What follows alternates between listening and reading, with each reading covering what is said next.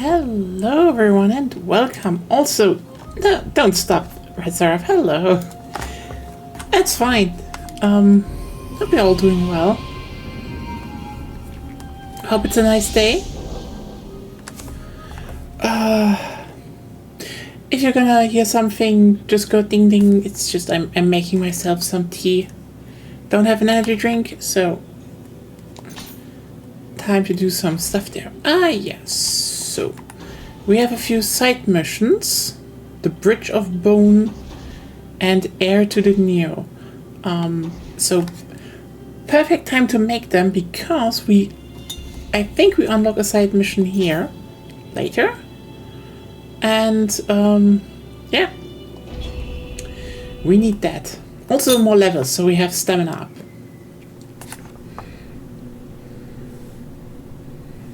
Oh yeah.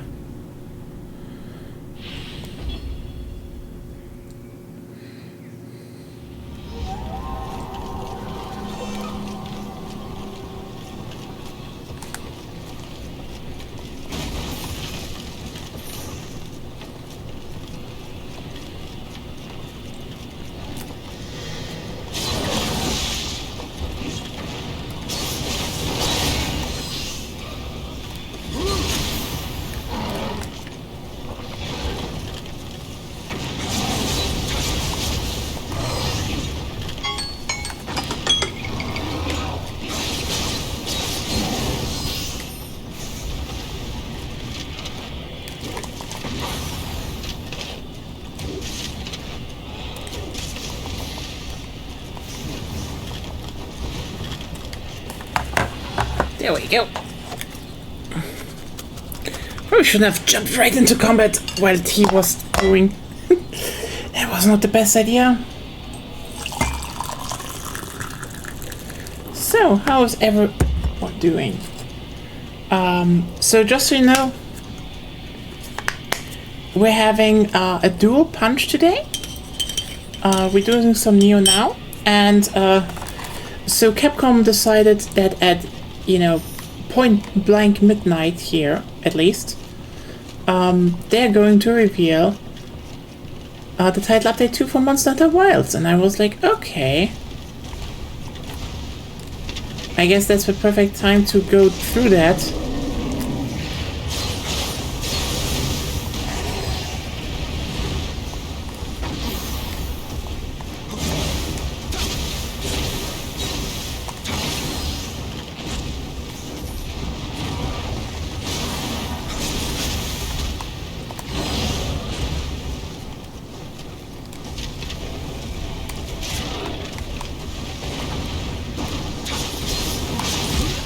Oh, come on. I mean, I'm not actually expecting a lot. Like, the thing about Monster Hunter Wilds is I alluded to that last time.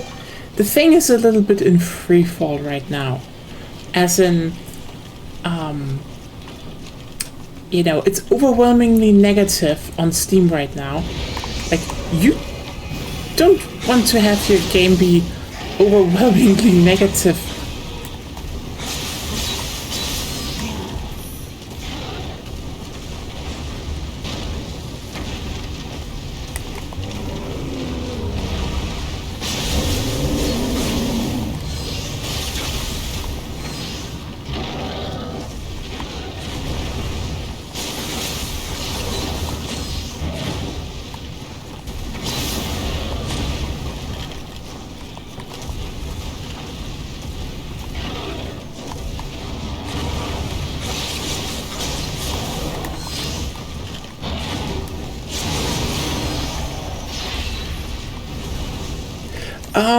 Here's the thing. Basically, as someone who actually played a lot of Monster Hunter, and just so you know, I have a lot of playthroughs in Unite, and I also got Agonia into playing it. Like, we have over 4,000 hours in Unite alone. Like, we played a lot of Monster Hunter, and I played a lot of Monster Hunter games, like even the ones like Frontier and such. Like, I know, for example, where Wilds got some ideas from.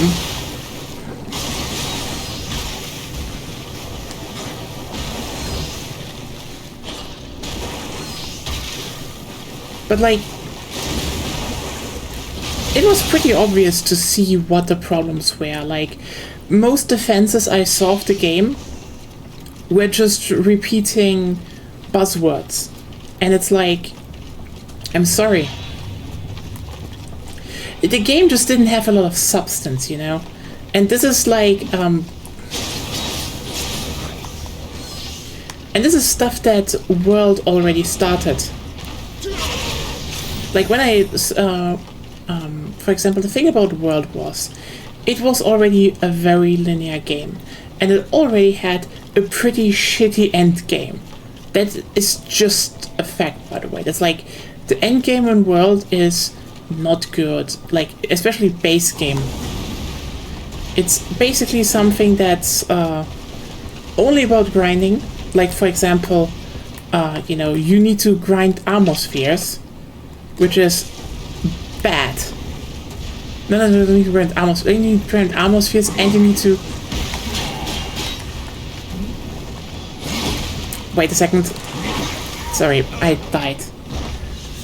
I had to focus on something. You need to grind armor spheres in the world, and you have to grind... Not really. What? Not really. In World, not? Not really. Okay, but the thing is, you need to farm decorations. And that was bad. Like, here's the thing. But standard World grind was also proved to rough, and that was terrible. Yeah, but I get to that.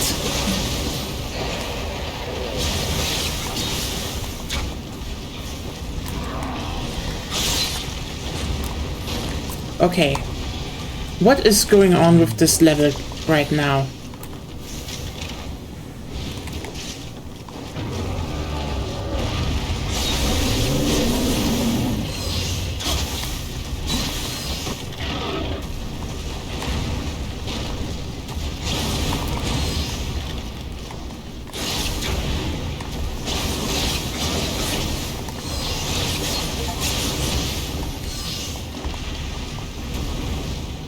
Okay, I confused someone. Okay, so the thing is, just so you know, since Try they always had some form of random loot that you needed for your final builds, and it was always very stupid. As in, you know, it was unnecessary. It just doesn't add a lot. Stuff like that.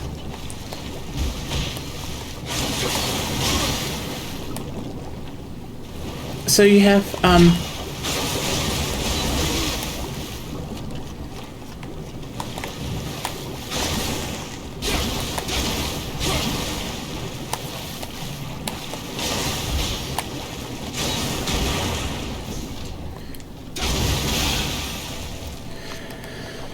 so basically, you wanted to run out the build in World? Well, fuck you. Farm. And I mean meaninglessly. In previous games, it was so you had jewels and you had monster materials, and then you built decorations from those. Seems simple, you know, about a game about hunting and crafting, but no, they changed that to literally a slot machine. Then they made it so that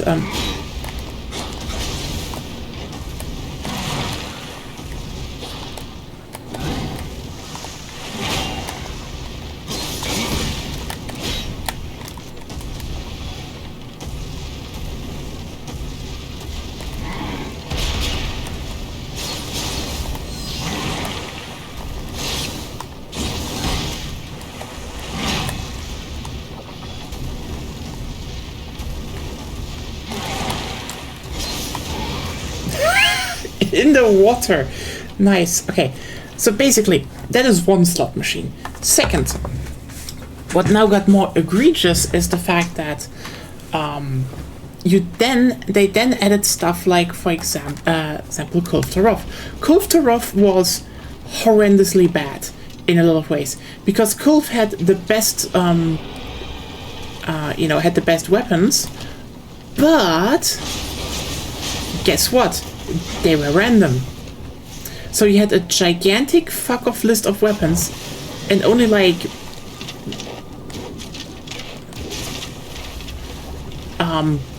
yeah, I think 2 of them at the top of the list were worthwhile. Everything else was ass. Base game weapons were better. And yeah, kill her. Roll, gamble if you get the right one. Repeat.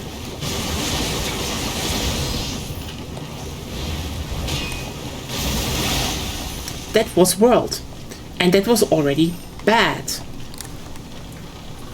So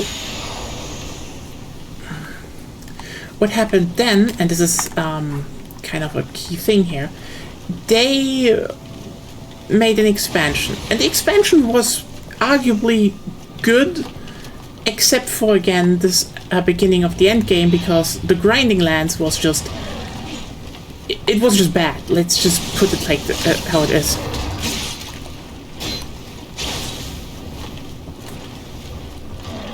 It was literally, you kill monsters...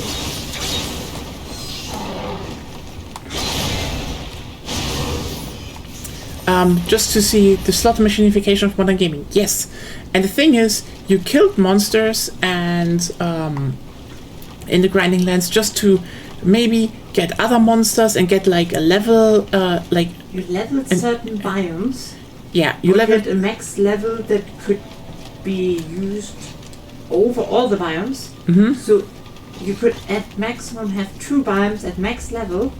Yeah. When you have all the materials from the monsters there and you need a third one, you need to manually like delete the level. Yeah. And then farm another one up to 5, I think. Yep. So that the monsters there spawn. And then you grind them for what you wanted. Yeah. So that's not good, obviously. But it kind of got worse.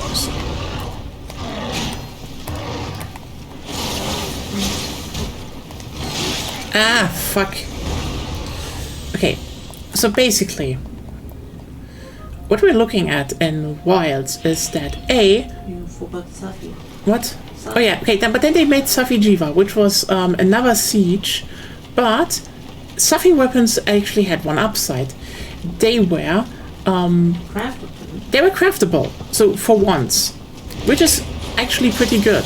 They were still a slot machine, but you know, they were a slot machine with, how should I say, you know, you had 3 slots where you could up abilities, and at least there was a pity bonus, and you could, you know, you could reroll stuff. It was not,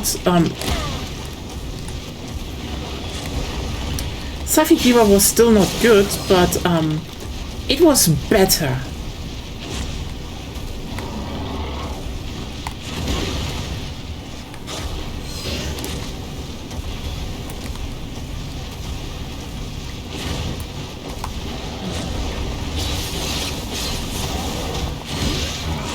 Fuck. I'm really not good at it. Why is this level so weirdly hard right now? Anyway. I'm just exploring somewhere else now. So the thing is, yeah, Safi Jiva came in and you had the slots you have to fill up. But you know, there was at least the whole pity bonusing, but it was still a gacha system.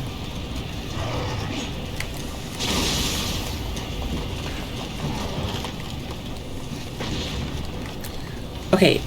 Now, though,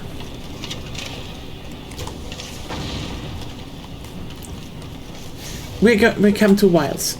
First of all, you need to keep in mind, one of the main things Wilds does is it added a useless open world. Like,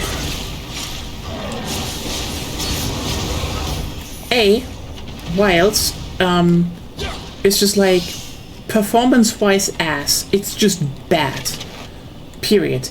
It should not run this badly for what it offers. Like, some areas are legitimately smaller than in World and look not even any way better.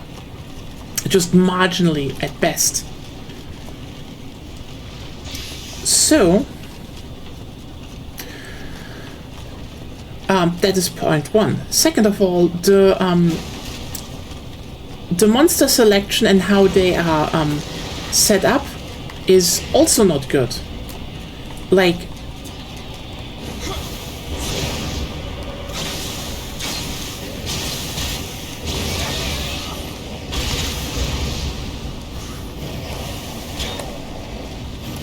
like, you know, the general selection isn't that bad, but like, if you play the main mission, you have to go through literal cutscene hell for a story that is stupid and not worthwhile. People who tell you it's actually a good story and they enjoyed it, I'm sorry, they lie.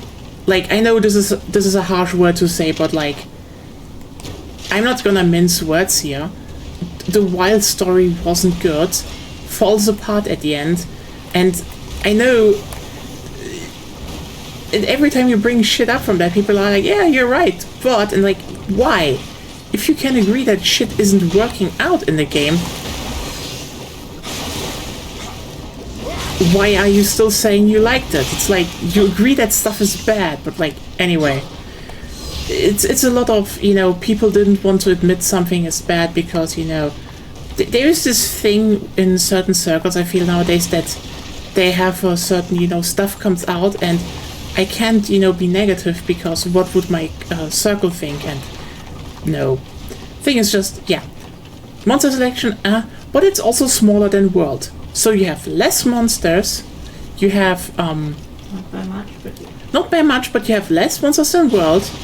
You have, you know, shittier performance than World. The whole online system is worse than World, like way more convoluted and just straight up bullshit to a degree. Like, how you need to make link parties, but you can't also share the world easily. If you know, if someone is with you in a hunt and you know, oh yeah, you know what, you stay in your world, but they leave now. Fuck you. No play. You have to go through opening a new mission again, and it's just it is not good. It just made the system they had before way more complex. And then there's also no end game. Like, I'm serious when I say this. The only real armor sets you can craft right now are 3. 3 armor sets are relevant. And that is oh my god. And that is basically you have Gormagala. You have, okay, you know, maybe 1 or 2 pitches in from, well, you know, you're not even using Arcweld anymore. Arcweld armor isn't even used anymore. You know, it's that bad. Like, the flagship armor isn't good.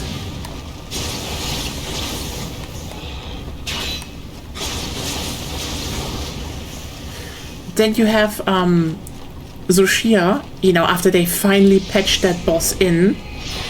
Keep in mind, this was supposed to be the final boss, and also he's still piss easy. I know some people say he's not, but like it's a damage check of a boss.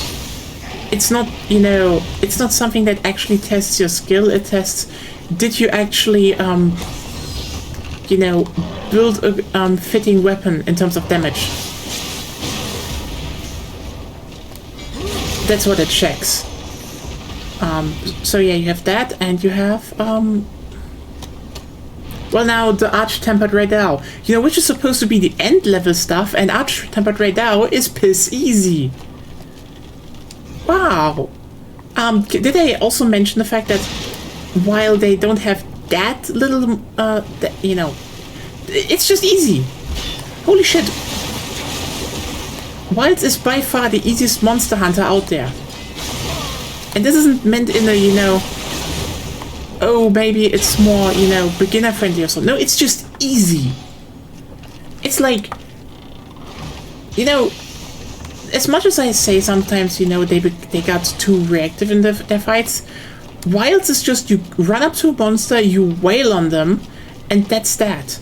And then they die. If you don't do that, you have not put any effort into making, like, you're literally running bad builds, and that is an achievement, actually. Like, fucking up your build in Wild, and, you know, just being under the curve in terms of damage on your weapon. Yeah, but yeah, that's the thing. Performance is ass, progression is ass, and on top of that, you know what the best weapons in the game are?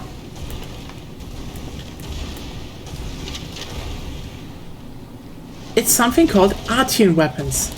And you're like, okay, what are Artian weapons? Well, when you do hunts, you get Artian weapon pieces, and they clog up your they quite literally clog up the reward pool for tempered hunts. But anyway, so you get those Artian weapons.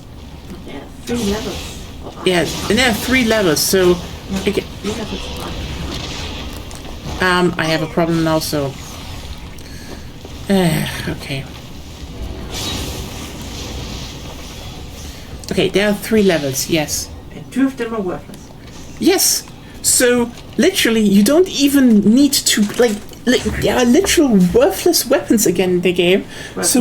Weapon parts. So once again, you're not even hunting a wide spectrum of monsters because their armor is worthless. They don't give you enough generally loot or stuff you could reuse into decorations, and so you literally just hunt the same 4 monsters in the end. 3 to 4 monsters. Because everything else isn't worth it. I mean, yes.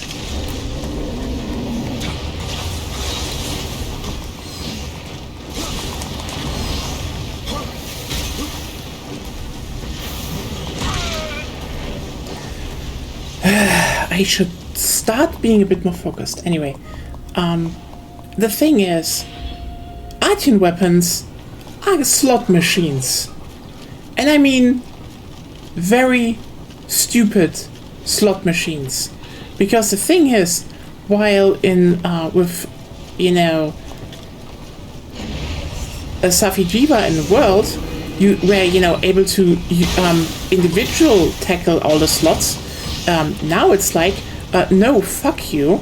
You put in, you put in your points, the weapon levels up, and if it doesn't, get what you want, disassemble the weapon, fuck you. Do it again. That is unironically how you get the strongest weapons in Wilds.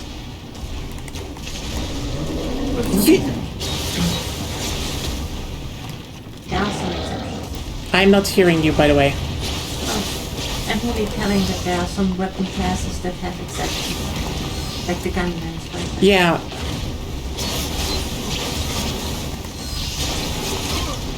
But those are rare. Yeah, that's true. Like the gunlands, they're the best weapon is actually not, an Artian weapon. But yeah, for example, I play Switch Axe. I would need to make an Artian weapon. I do not care. And you know what the biggest irony of it is? The longer they get more title updates out, the more the Artian weapons might actually just phase out, depending if they make another monster that has an endgame weapon. Because Lagiacros isn't. Because that's the next thing. They were like, oh look, we're patching these great monsters in. Until people realized, which some called before and just get validated now because there were data mines, that these aren't new monsters. These are not monsters to be intended, or at least the first they patched in was never intended to be there, an endgame thing. So, like, imagine this, you played through the game, and then they're like, look, we patch in more content, and then the content is stuff that is worthless to you. From weapon to armor set. Worthless. Pure and utterly worthless. Because I kid you not, Mizutsune was a cut monster from the base game. And guess what? Lagiacros, they keep teasing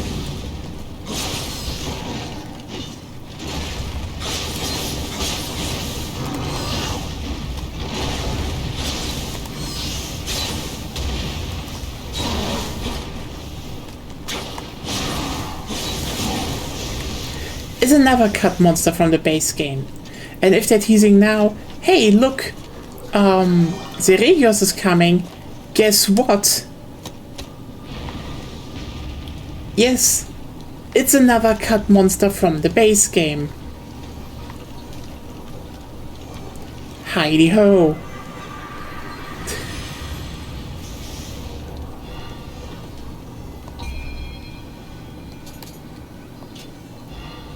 So yeah, that's the thing. I already was bummed out. Like, just don't get me wrong, I'm not like, I hate the game. Like, you know, we got both the game, like me and Agonia, we got the game at launch, and we played it, and we finished it. It's just... yeah, it's just not that good in comparison to, like, literally any other Monster Hunter game you could play right now. And that's the thing. If you have a game that just doesn't have as much content, that doesn't have as much good content, that is piss easy, and, you know, on top of that, runs like ass, what do you think would happen other than the Steam player numbers for the previous game being double that of the current game? Yeah, Monster Hunter World has currently more players on Steam than Wilds. And that says actually everything.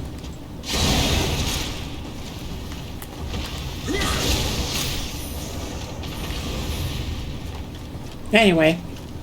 So yeah, Wilds was not really that good. I know people held it up as being good, but it's the thing of, you know, I feel like there is a certain... I know people say it's hype culture, but people are just too... There's just a certain group of people that gets too positive too easily, I think.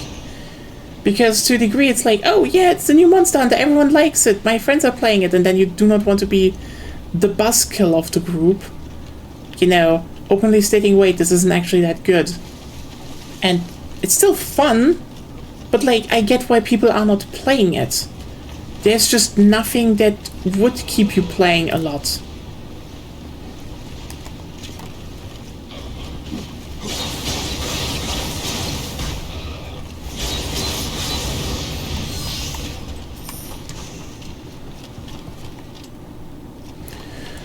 So, I actually need to go to the other way then. Well, this was gonna be fun.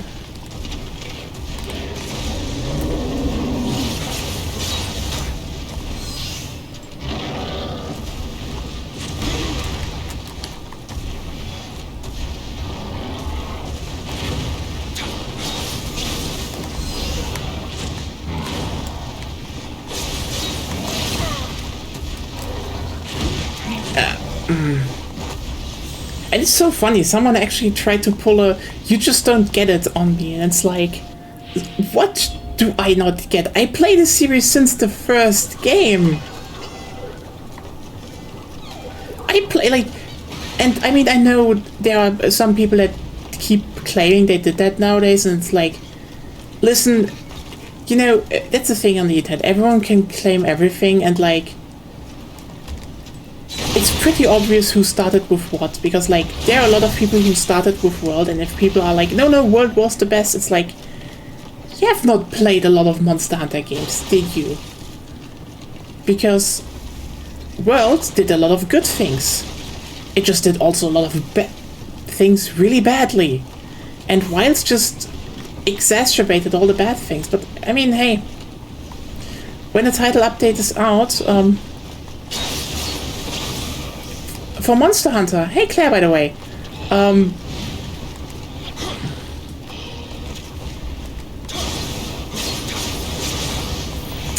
you know what, I'm just gonna be very divisive here and say it's Frontier. But no, seriously, I fucking love Frontier. Frontier is so good that Wilds is copying mechanics from Frontier.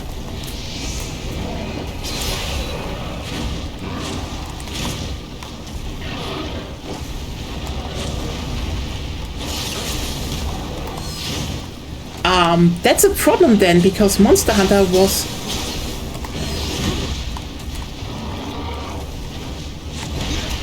Okay, wait. That was not even close. By the way, yeah, that's the problem, because Monster Hunter 1 was basically an MMO, Monster Hunter 2 was basically an MMO, and Frontier is just a PC spin-off of 2. So, whoops. Yeah, that's the thing. Like the main series was always very online focused. So, but I mean, you know, best titles. I think I had a mini shock with that. Could be, yeah. But like, you know, when we literally just go the mainline titles, okay? I could say, you know, it could be Freedom Unite, but like, I'm gonna be honest with you, that is the one for me. But I do not think you could definitively say this is the best one, because I think the best titles all stick out in different ways. You know?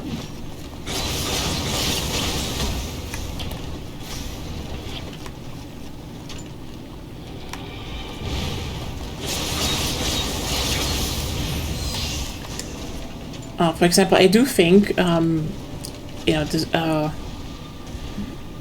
how's it called? Freedom Unite does a lot of things really fucking well. Like, there's some stuff in Freedom Unite, for example, the pacing, or how it's like the game that realizes a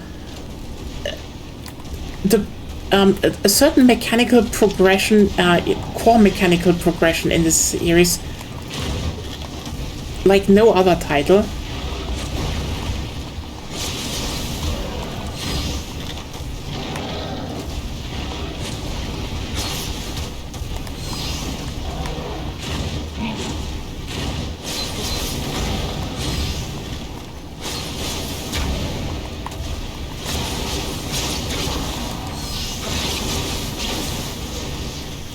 Like, for example, a key thing that was that they now cut out of the series with World, which sucks, is that in low rank you start at the base camp and get provisions.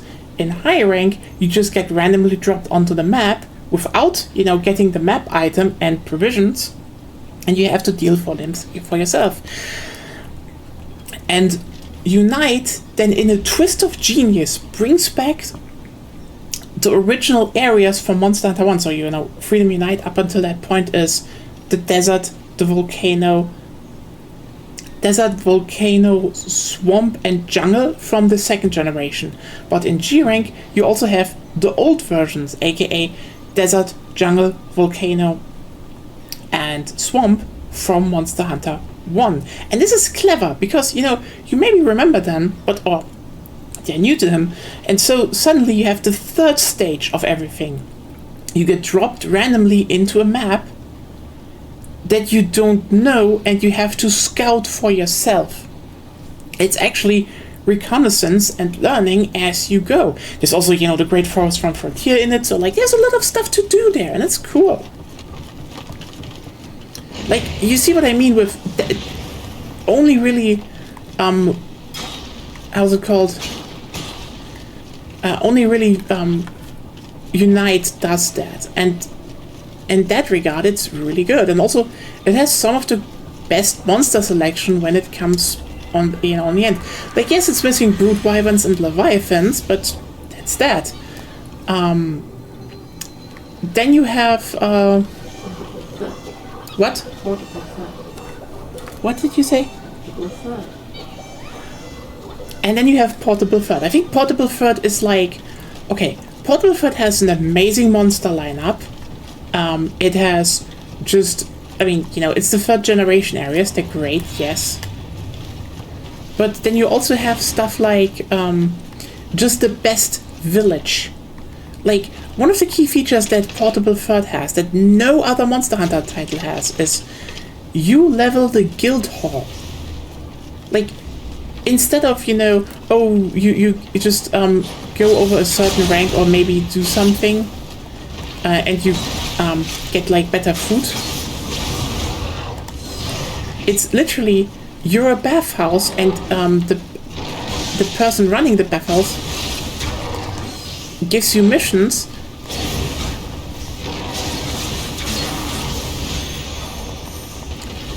so that you can go and upgrade the bath water. So the base, you know, the base healing you get is getting increased. Base. The base health you get from bathing, you know, the base stamina and health increase you get is increased. And, you know, also you can get more drinks, like... Wait a second, I need to do something here. Oh. That was the grab, yes. Sorry.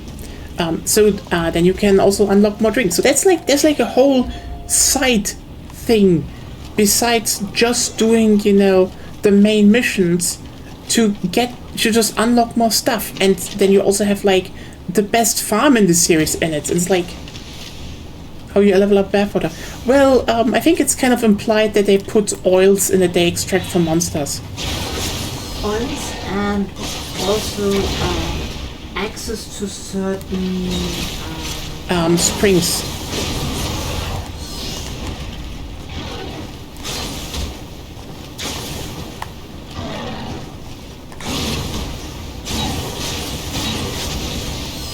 That's how they explain it. Oh yeah, but I know what you mean. Bubbles, epom salt, nice. Yeah, it's just, you know, they funnel different springs in and have oils and such. So that's how it basically gets better. And you could do similar stuff with a sauna, getting better wood. Yeah.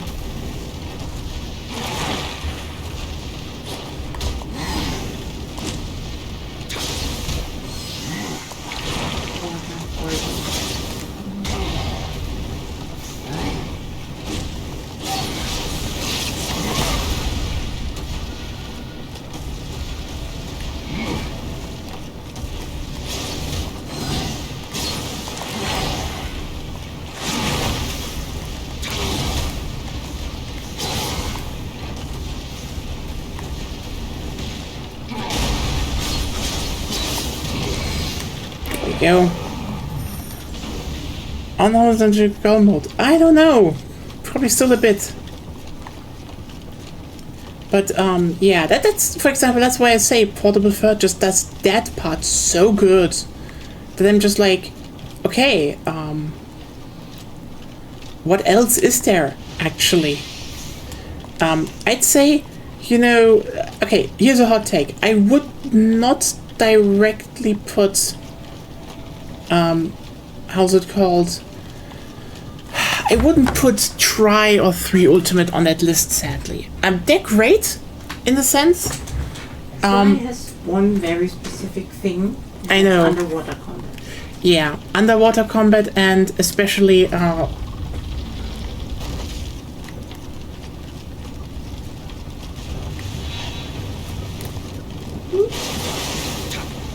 atmosphere and lock lag. No good. Let's call it.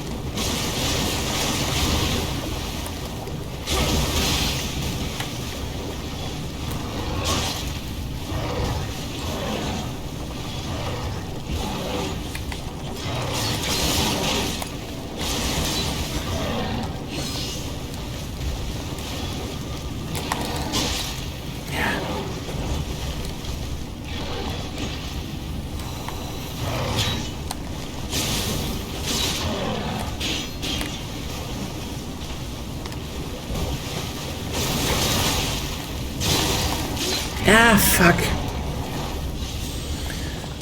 But yeah, it has atmosphere, and the underwater combat is like really unique, but I wouldn't like, the biggest problem is, I would say, is that they remade the game completely with 3 Ultimate, and 3 Ultimate's biggest problem is simply it kind of missed the atmosphere a little bit, and also it cut out lock lag, and instead had how's it called? Some harbor, and that one sucked. So Port Tanzia, yes, that was it.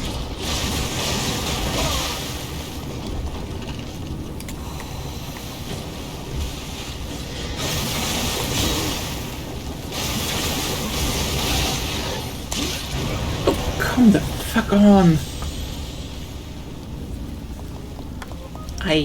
I'm too shit for the side mission right now. Maybe I'm just talking too much, who knows. But yeah, that's the thing.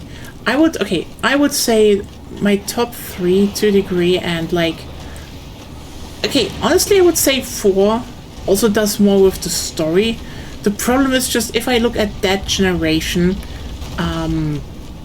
Pulled back by the hardware, basically. they were held back by the hardware. The thing is just then you have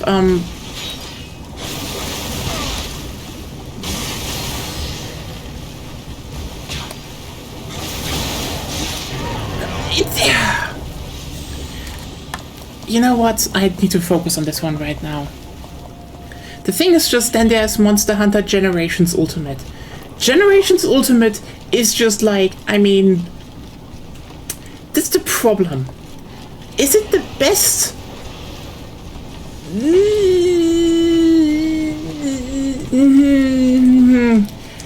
Not really. The thing is, Generations Ultimate is like the most Monster Hunter. And I mean that in all the positive ways.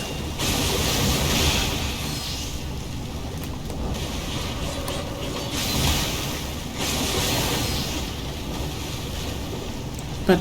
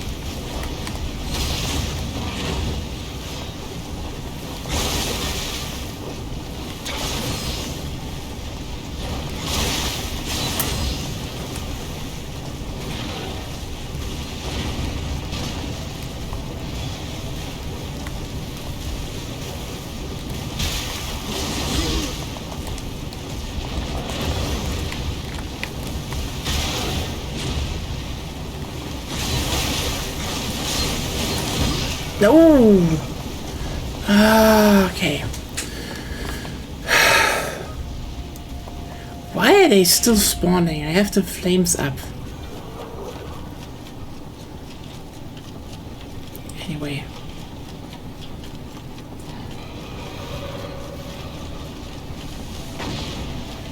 Yeah.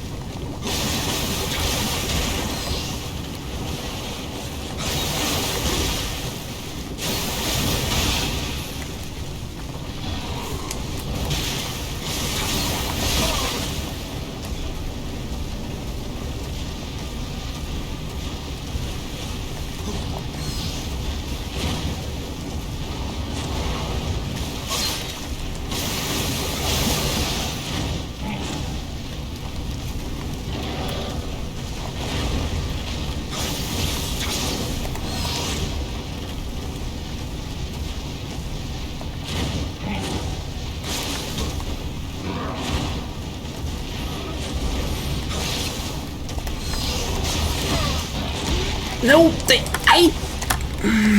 fuck.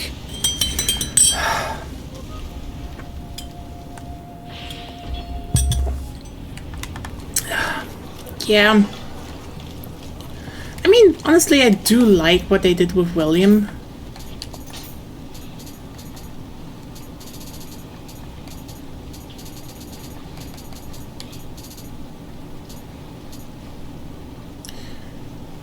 Yeah. Oh, wait, no.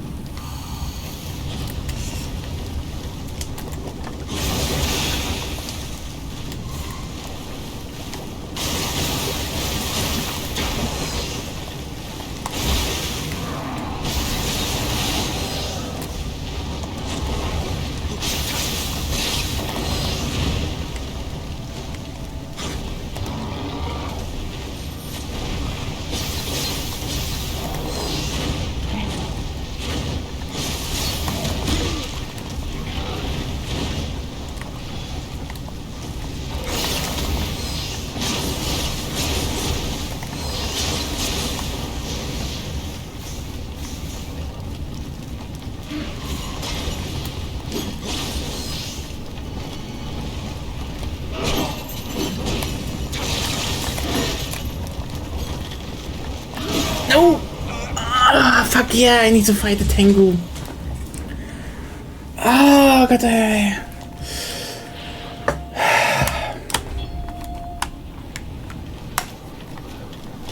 Wait a second.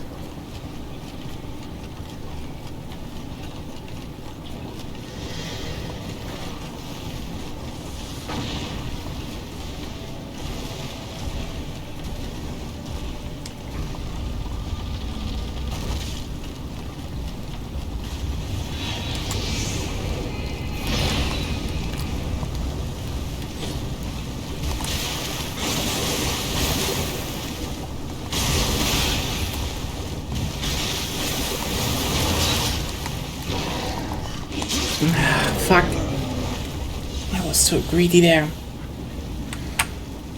Okay, okay, I know how to do this.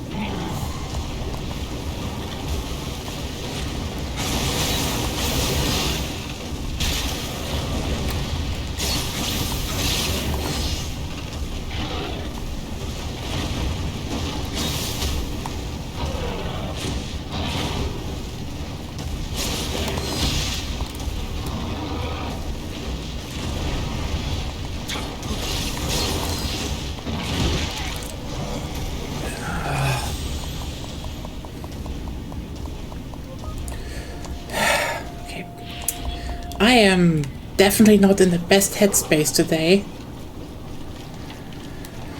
Doesn't surprise me, actually.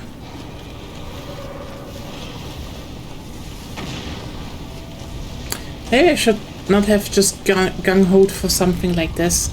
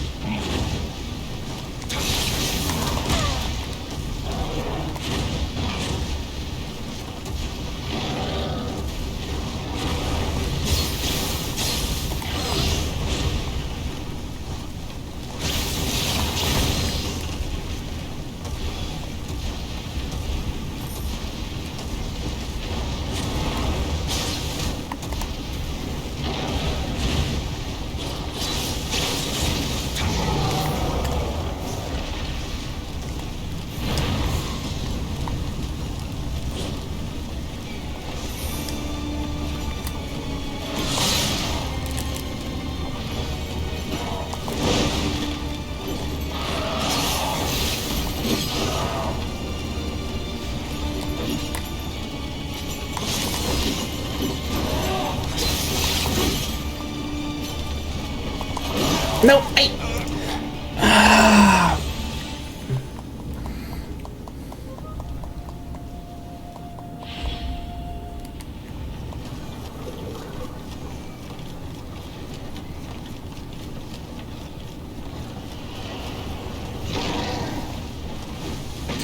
It's a... Yes and no. The Tengus are...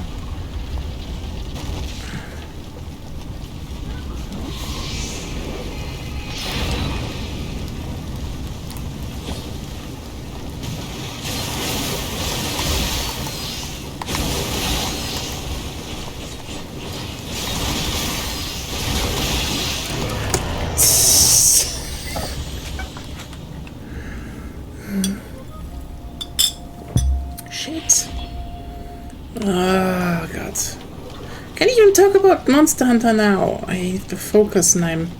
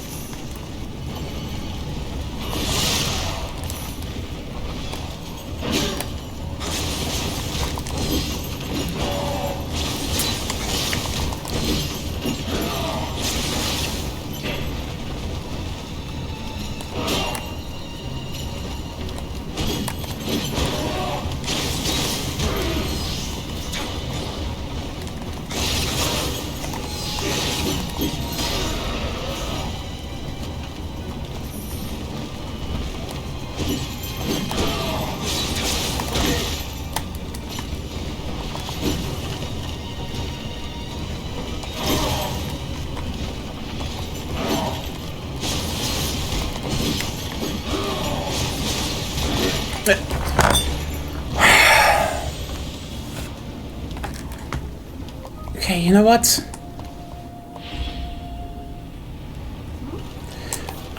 I will leave this mission with my stuff. Because right now I don't think I'm in the headspace to do this mission at least properly. Sorry, today shit happened and I'm really not as focused.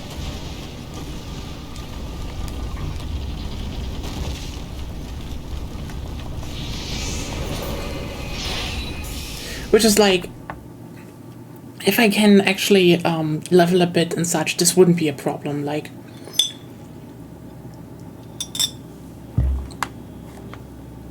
there's a reason I'm going for that one armor set, and yeah. Sorry. Can't build it yet. Nope. But I am stamina 17 now, so I'm only 3 points away from 20. And then I can pump hard again and get some better damage. You know what? Let's look at the Bridge of Bone. Because I think I need to unlock it there.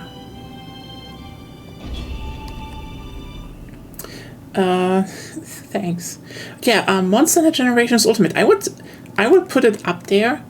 Simply because, again, it's the most Monster Hunter you will ever have. It's like, you know, you have the base stuff that is like, you know, like the biggest monster, the most monsters of them all.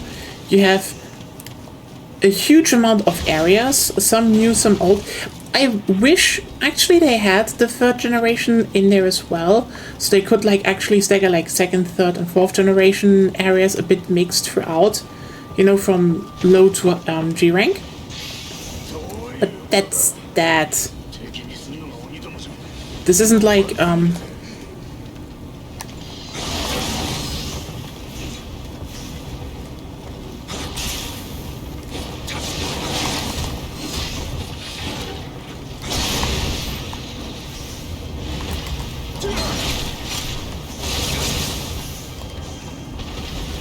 this isn't like, oh no, this is the worst. It's like, actually,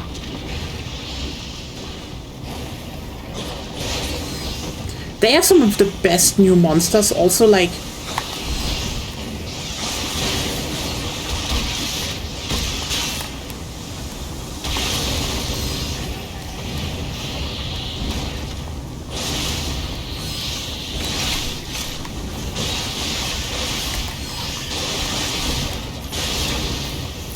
for example, Mizutsuna. That one is a Generations Ultimate one. Then you have Astalos. You have Mizutsuna, Astalos, Gamorph, Glavenus. They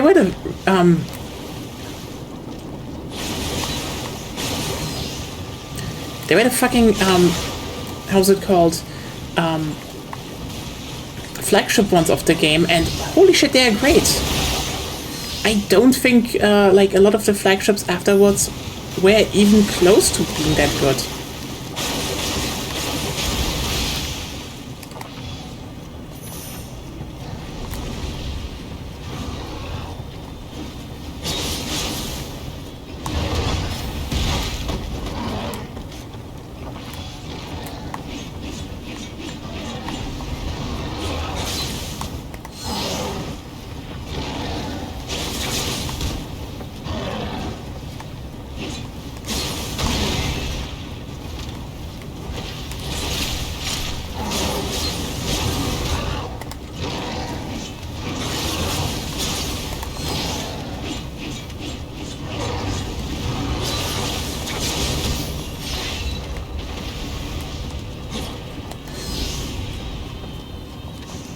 Like,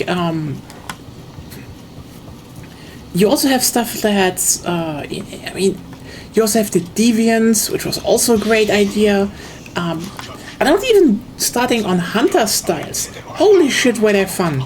Like, okay, so basically Hunter styles were from Frontier. Hey, remember how we always loop back to Frontier? Because the thing is, every time a new Monster Hunter mainline title is, everyone's like, oh, this is a great concept. I just sit there being like, and it's from Frontier.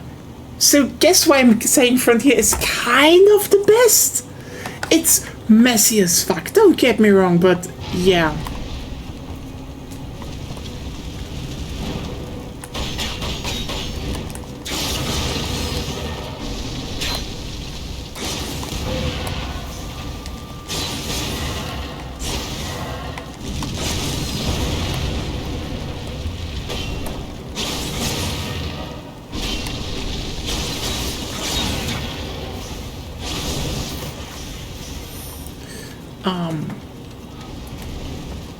Yeah, obviously I need to fight one of you. Oh!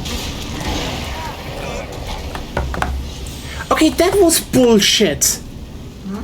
Okay, basically, monster spawn, enemy spawns, I go a bit back, behind me, a skull pops up, and just stuns me for a second, enemy can hit me, one-hit me. Not too bad. It's like, oh yeah, that was definitely very fun.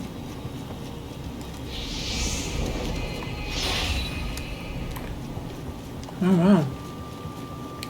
Wait, since this is just a straight up combat mission, I think I can actually turn my stuff in for another level, and then they're safe. That is good.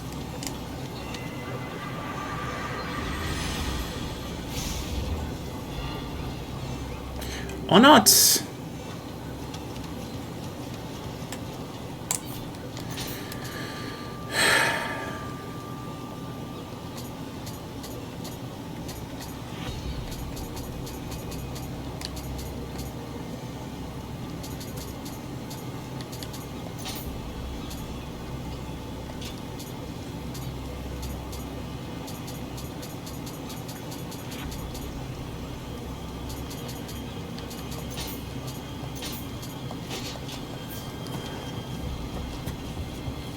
So, yeah, actually, there is the plan that we might do a Generations Ultimate run one day on this channel.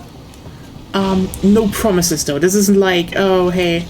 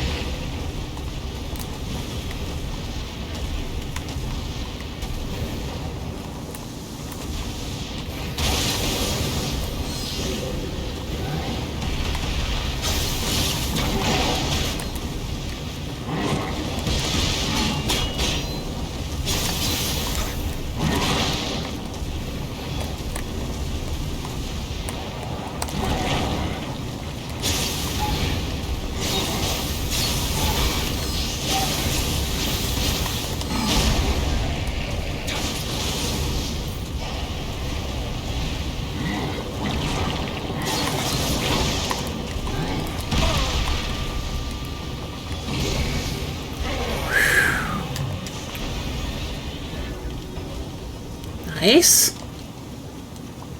Because yeah, I think Generations Ultimate is like a really, really good game, and I thoroughly enjoy it, and I think it's good to maybe share that a bit. And I think that was generally really good, because like, yeah.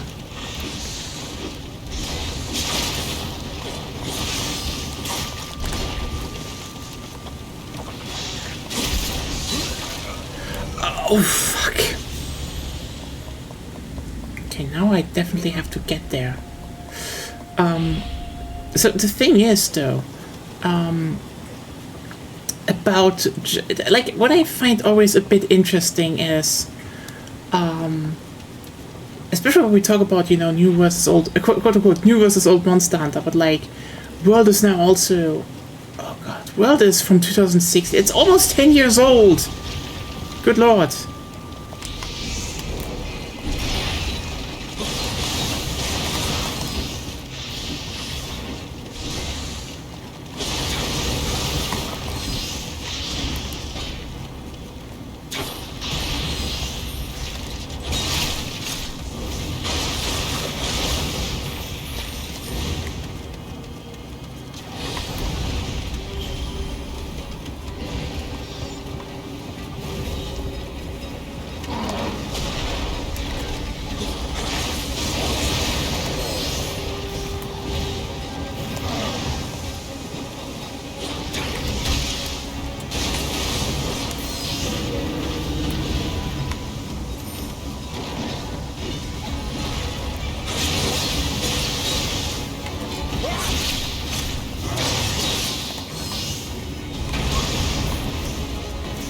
Yo.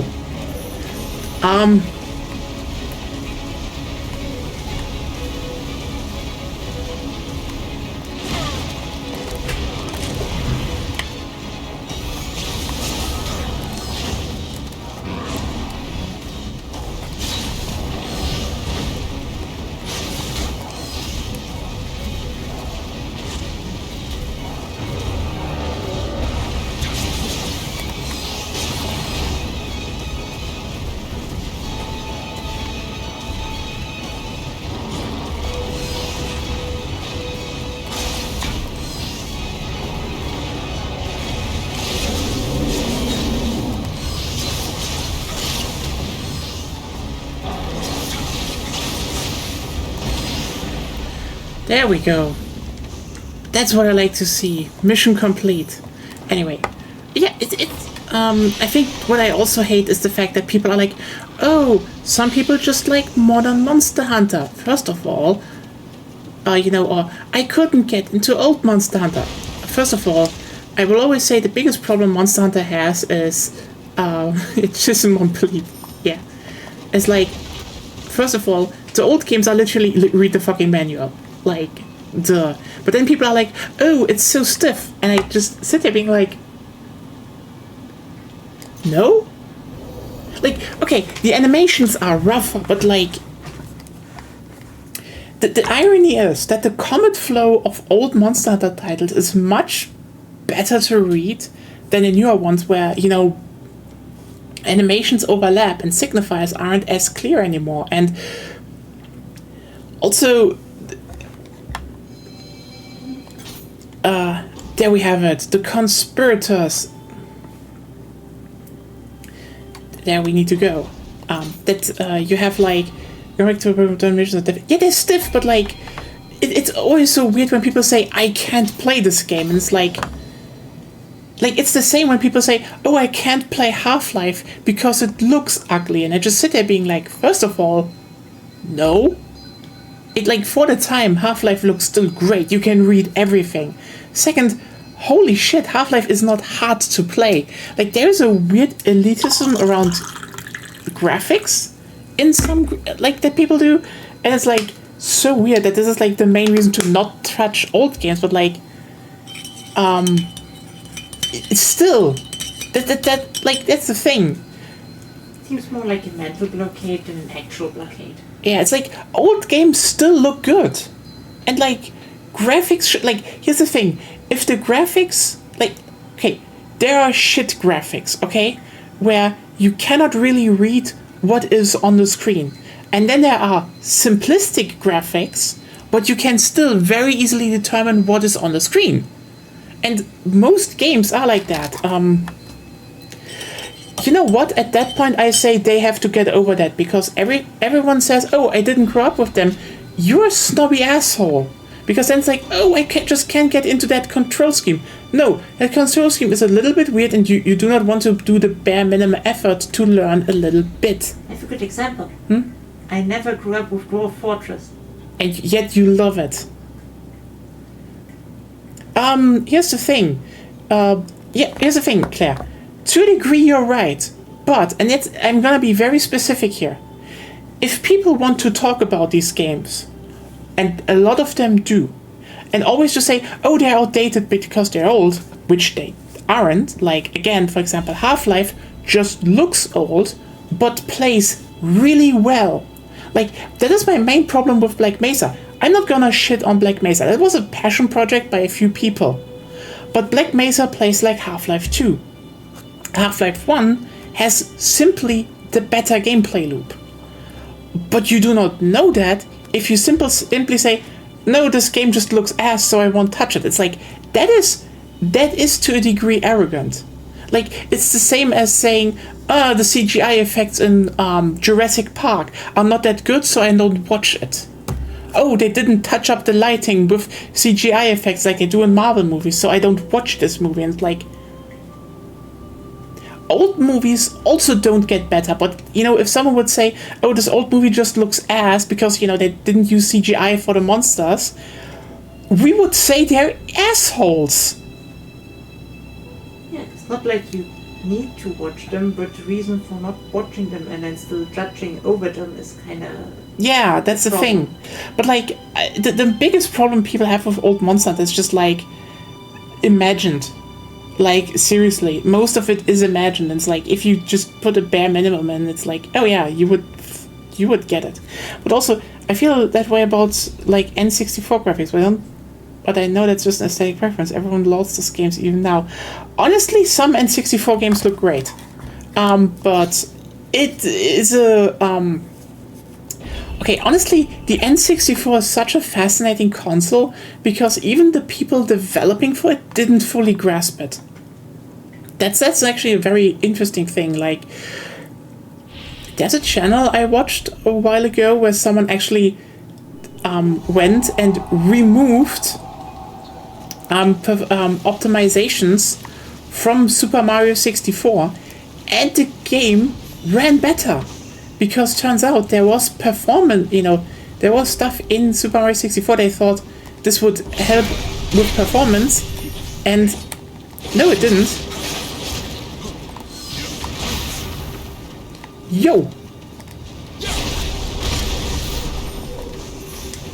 Which is interesting, but yeah, I mean, that's another thing with old, at least, with old PCs, also to a big degree, actually. Like, old 3D graphics were born from a certain necessity that you don't have nowadays anymore.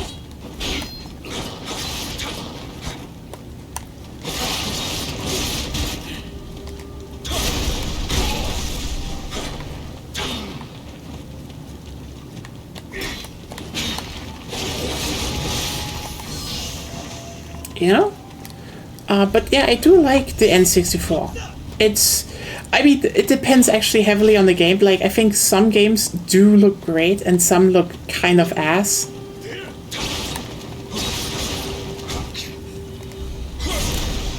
Like, for example, I would say the Mario Party games look great to this day. Mario Party 1, 2, 3, they knew what they wanted to do with their visuals, and they did it. Paper Mario. Paper Mario is probably the best example of let's actually work around our technical limitations with art style, and holy shit, does Paper Mario look good.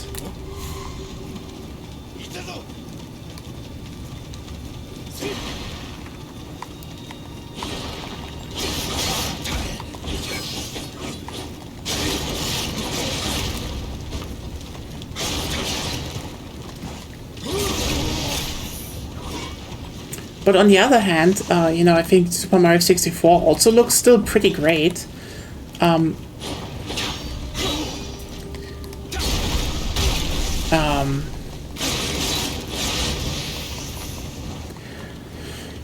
Actually, yeah, I think there are a lot of great N64 games. Mario Kart 64 looks ass though, sorry. I mean, also Mario Kart 64 is so bland, like... fun fact, they just opened like a privately owned game store near us, and they do have Super Mario Kart 64 there, and we literally just was there like,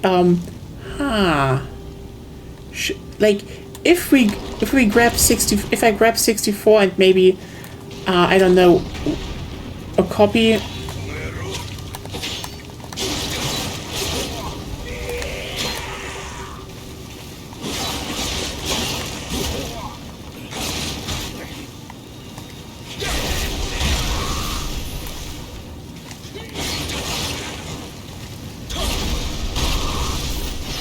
A copy or maybe two, so you know we can actually try it in local multiplayer at least of Mario's Kart 7. We would have all Mario Karts in this household, which would be cool. But then you sit there and be like, oh yeah, right, Mario Kart 64's ass. We wouldn't play it. I mean, maybe we try it, but like, oh, that game really was.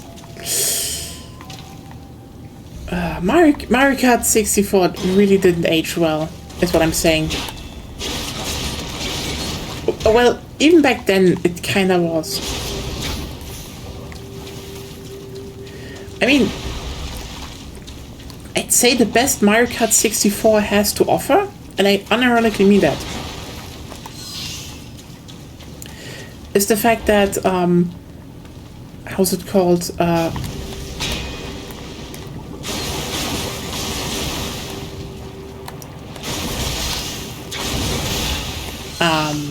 Battle mode. Battle mode is generally pretty good in Mario Kart 64, I'd say. I would say Mario Kart DS did it better. Okay, here's the thing. Super Mario Kart on the SNES is a weird game, but it's one of those games that still has a lot of skill that you can get out of it by,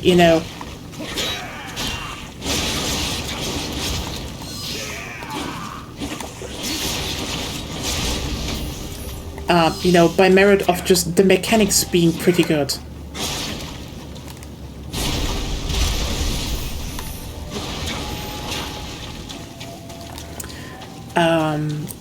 Double Dash was just generally really good. Like, I mean, Double Dash is weird, but Double Dash is like the most experimental of all the Mario Kart games, and it's great. Like Double Dash has some of the best tracks. The mechanics are amazing. Like, I mean, okay, you also have the thing with like some tracks like Baby Park, where it's legitimately just, yeah, the best version is Double Dash, simply because Baby Park was designed around the fact that you had all the this weird item meta. So this is kind of ironic because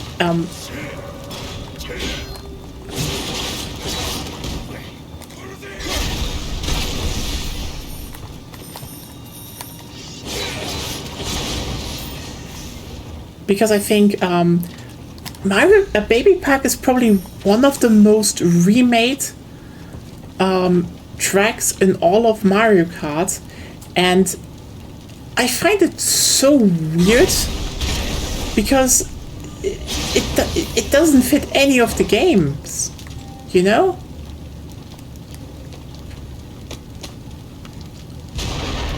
I absolutely love that, you get the flint in the Umibozu main mission, and so you're like, oh hey, now I can light things. And in this mission, do the side mission, you're like, oh, I can light guns.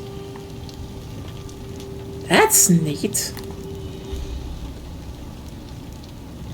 But yeah, they remake Baby Park in DS, and it's not interesting anymore because the item meta of DS is just not the same. You don't have the gigantic Bowser shell anymore. You don't have all the weird shit happening because it's DS.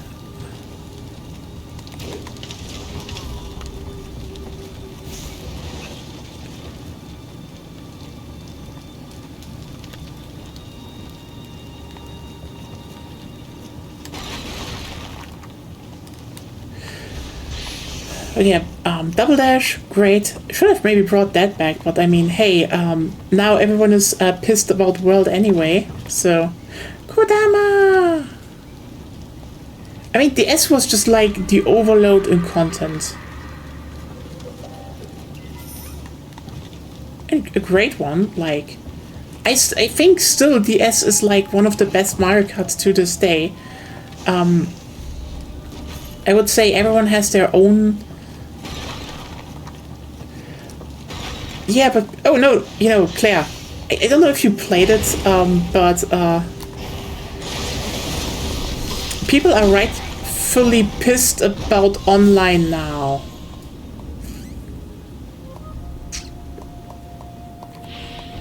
Like, they fucked up the balance in exactly the way I was, you know, I wasn't,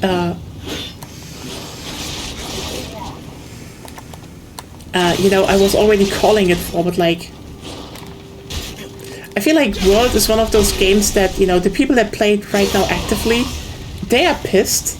I mean, rightfully, they just patched it to be even worse. But yeah, the online environment sucks. Because, basically, bagging is stronger than ever. So like, wow. Great thing, guys. That is what everyone wanted after you fucking fixed it. What? I mean, in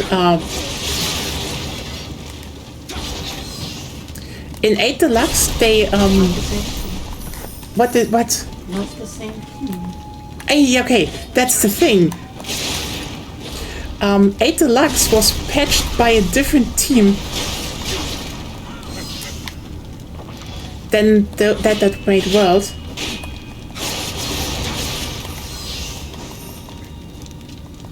Yeah, but even then, ironically, the stuff that the open world does is just, it's kind of the worst track design you can have, but also, and this is kind of the irony, it exacerbates a problem they had before. No! Fuck! So here's the thing. The irony is that some stuff in World is ironically because they're stupid. Okay, here's the thing. The problem with Mario Kart World and why people are pissed actually is it doesn't have an idea. Like, I mean, legitimately. The thing is, it is basically 8 again, but, and this is kind of a crucial thing, it just kind of ignores everything what went wrong in 8.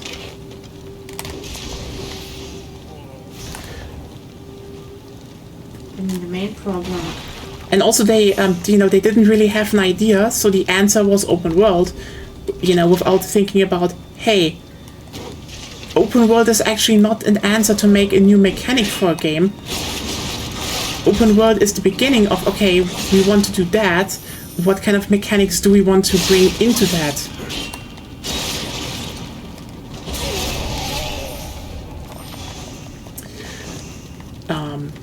About that. But then you also have the thing that, what I would say, for example, jet ski is not a bad idea. You know, underwater was kind of wasted anyway, so I would say making it a jet ski thing is okay. But yeah, I mean, also, let me just point this out. I think the biggest problem they have in that regard is just, if they wanted to make a rally game, they missed the most crucial part of rally.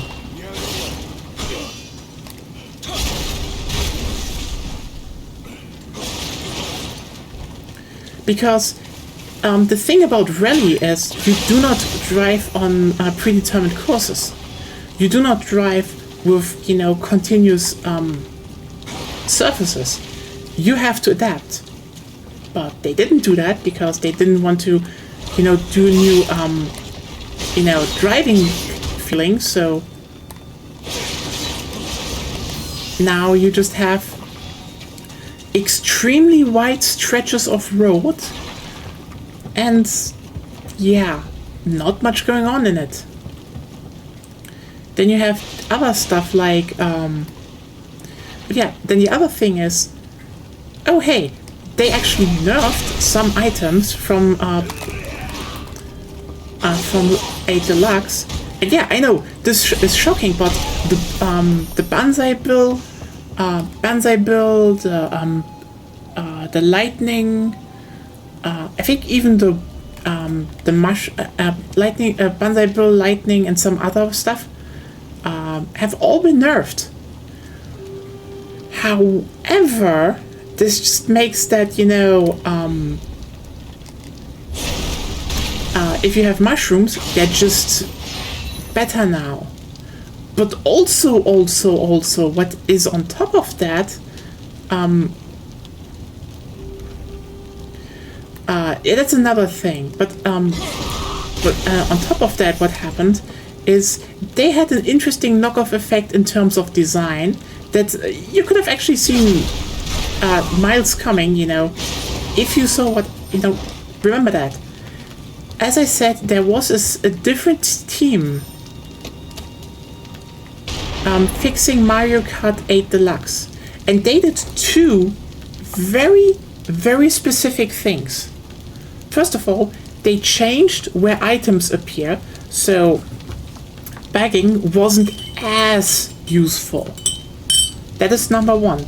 Second thing is the whole booster course expansion. Like, people were fuming at stuff like the the tour maps and such, which I find weird.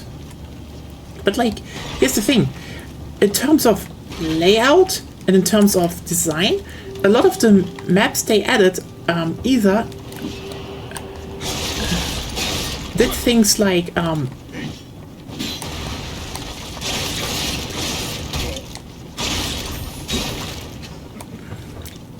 actually add a lot of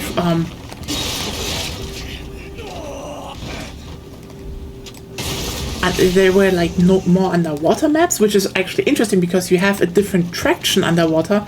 By the way, traction is a stat they just hit together with Mini Turbo now. They're still in the game, but you know what? The less stats, the less people will, form something like a meta, or not like they had this thing that everyone was Waluigi Wiggler bike in Mario Kart 8 Deluxe until the other team patched it.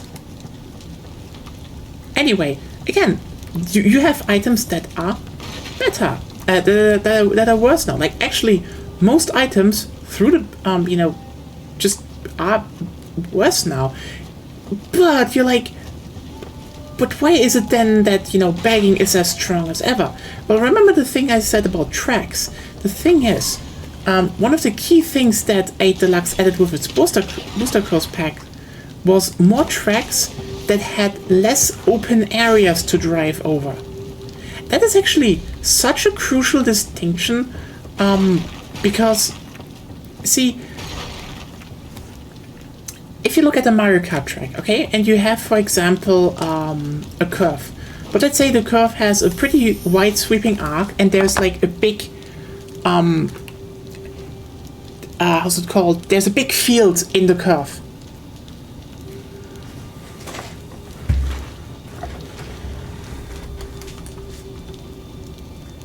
Yeah, but like the Mega Mushroom wasn't really like that much reworked, so. Yeah, what I want to point out is that's not even the problem of World in terms of balancing. The thing that happened is, and that's actually again the interesting part. When World came out, they had a lot of tracks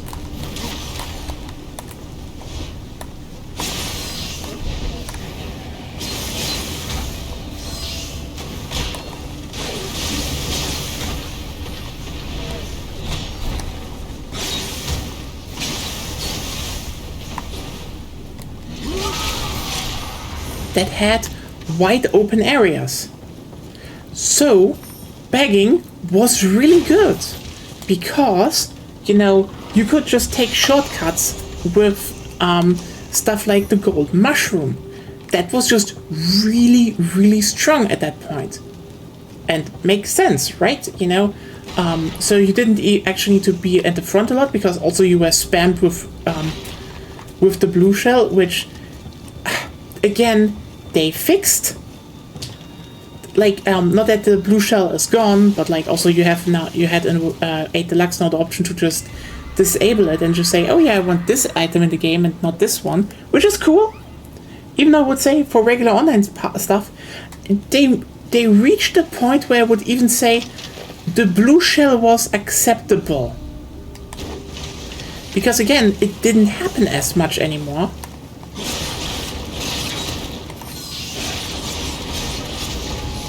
Which was cool. And yeah, I mean the red shell is actually worse and stuff. But like the item spam in general is bad now because, you know, 24 players, have fun. Anyway, so the thing I wanted to get to is the fact that now that you have the thing that you know, they added less wide tracks, so the whole track selection suddenly was more tracks where you had off-road and underwater, and also tighter maps where you had to just, you know, where front running was simply better. This is how Mario Kart 8 Deluxe was fixed. They added more tracks where front running was just more viable, rebalanced it a bit where stuff showed up, and hey, you have a really good game actually. Now, you go into world and and basically two things have changed. First of all, you can probably guess it already. It's the tracks. The tracks are again wide and open. Interesting. That's like, yeah, it's just tracks that literally favor by design that you do bagging because you can use the shortcuts.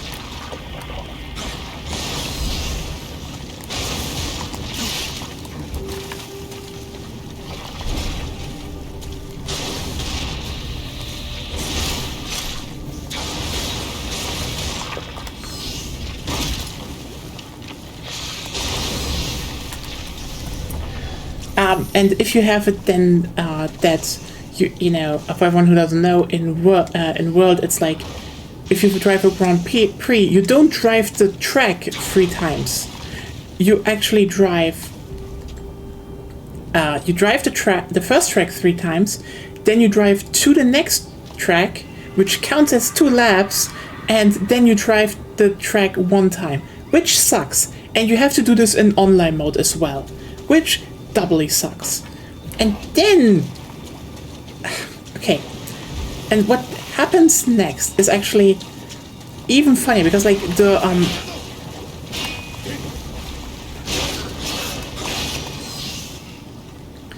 because the big open areas of the, you know, open world where you drive to the other tracks are even more open than the other tracks. So guess what? The gold mushroom is even better. So what? And then just to, you know, like to really nail it home, what and the other thing that probably a lot of people do not realize what happened in, you know, this is a bad decision. They changed how coins work. As in, coins actually give you the same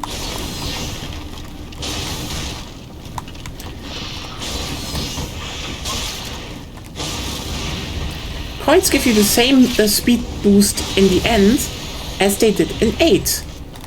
However, 2 things changed. First of all, you need In 8, you needed 8 and 8 deluxe, you needed 10 coins to have maximum max speed increase. In World, you need for the same 20. And they reduced how many coins are on the track. No, if you're that's the thing. They added 2 items to give coins. But in the front, you don't get to keep 20 coins in the front. You will lose and you cannot build them up. In the back, you can build them up easily. No question. I'm not That's why begging is strong. yeah, that's why begging is again stronger, because you just get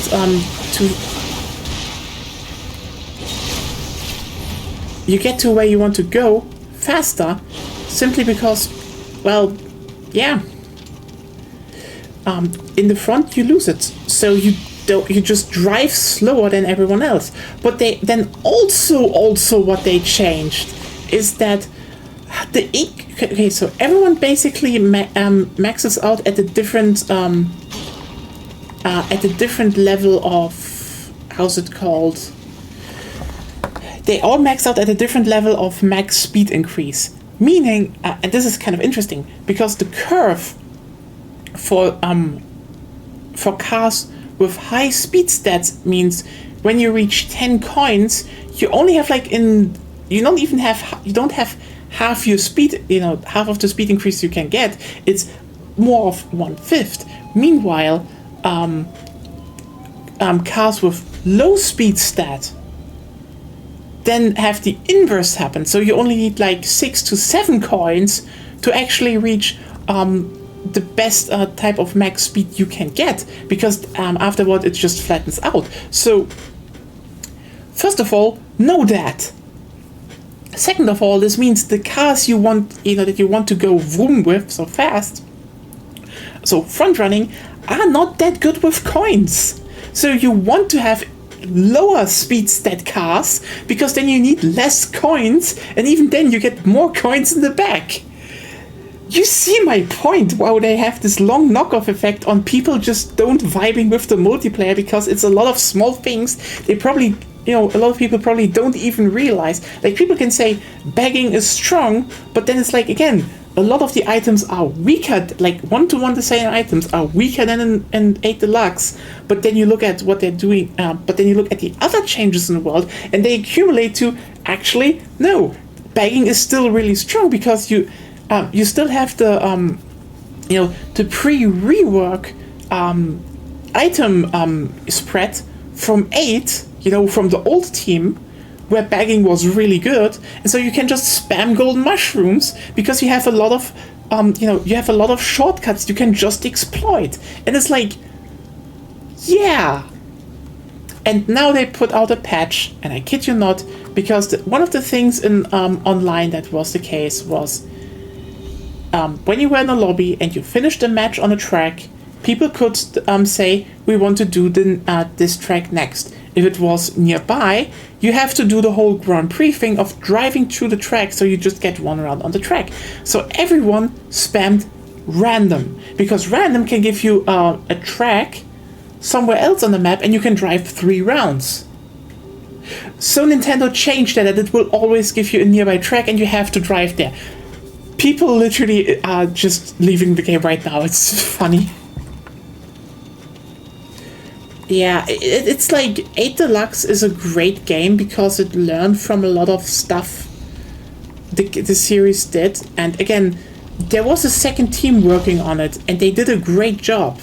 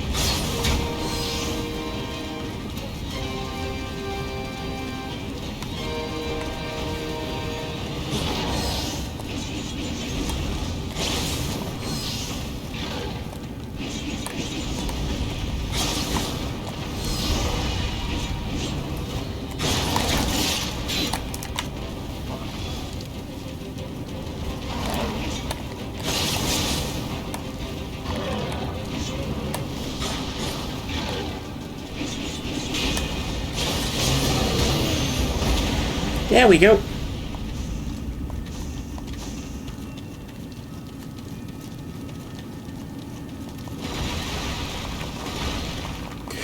€90 here though, so yeah, people are not happy.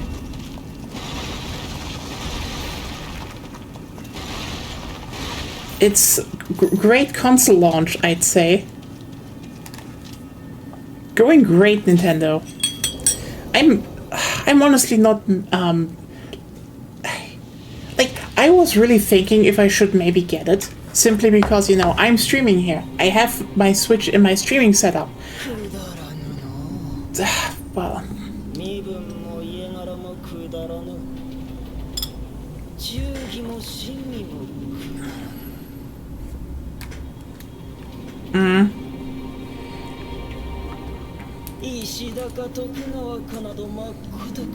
okay, it's Tokugawa.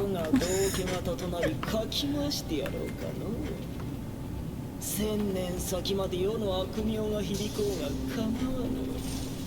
このくだらぬ乱世を壊したいのじゃ。安心とやらそのきっかけを作りやもしれぬ。You know, the moment it was revealed, it's not from Retro Studios, and also that how's it called? Metroid Prime 4 is just Metroid Prime 4, but you get like a digital upgrade, so it's always the same cartridge. I can just grab Metroid Prime 4 on the Switch and play it there, who cares? I don't need mouse controls.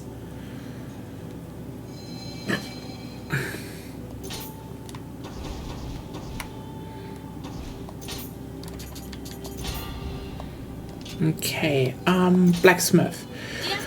Forge, okay, yes, armor. What do we want here? Yeah, I thought so.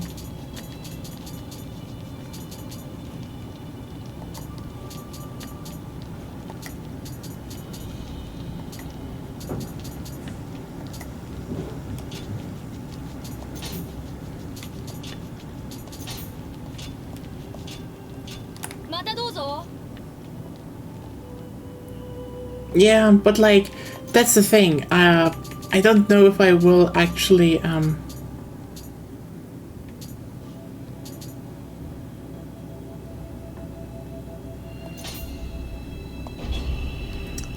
yeah, that's the thing. I might just also just get the one version and don't care about it. Because, frankly, the Switch 2 physical cases look hideous. I'm sorry, they look hideous as fuck.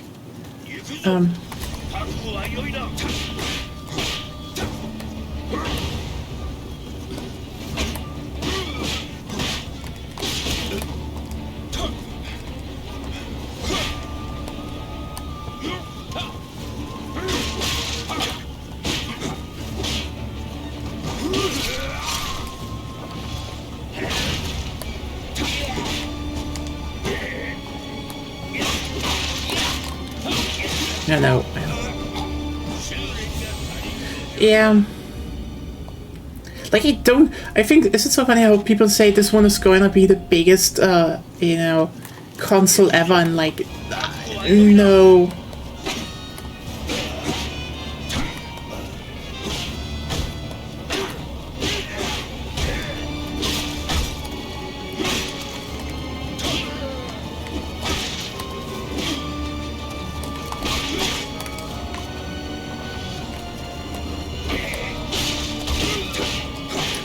Nope.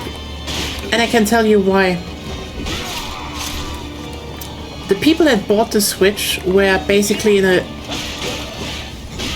It was in a very peculiar state, and also it was the only real handheld. Right now, everyone already has the Switch 1, and most games are still coming out for the Switch 1. That's an interesting assessment, because I can tell you one thing. The Switch Lite did fuck all in terms of sales. Like, not that it was nothing. Ah, fuck.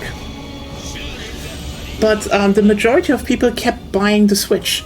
Because the thing is, why would you buy a Switch Lite? It doesn't make sense. I mean...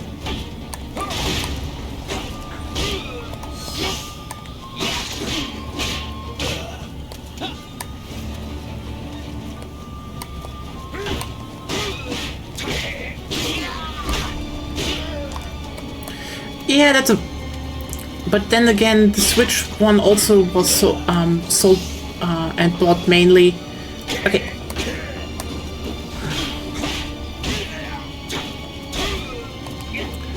Also a big thing. Let me just focus here for a quick.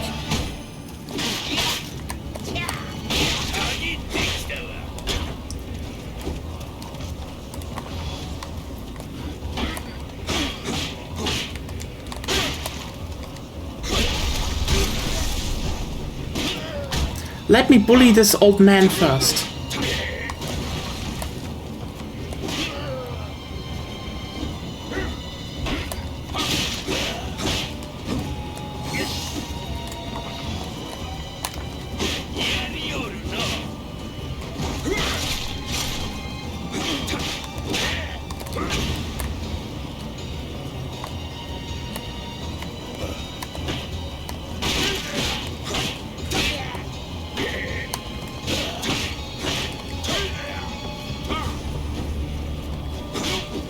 There we go. Because again, most Switches bought for children were still the Switch 1. Because again, why would you go to anything else? The Switch 2 is just a downside. You could still use the dock.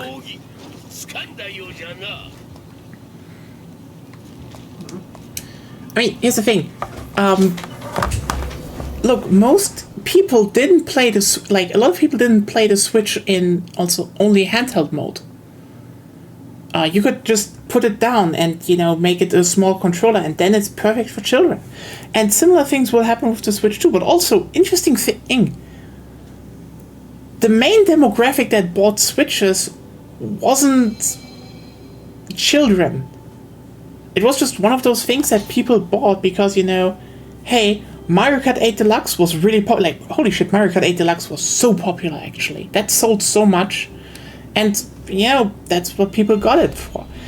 The interesting thing here is, though, that, ultimately, I'd say the Switch had the problem of being, in a sense, too successful. Like,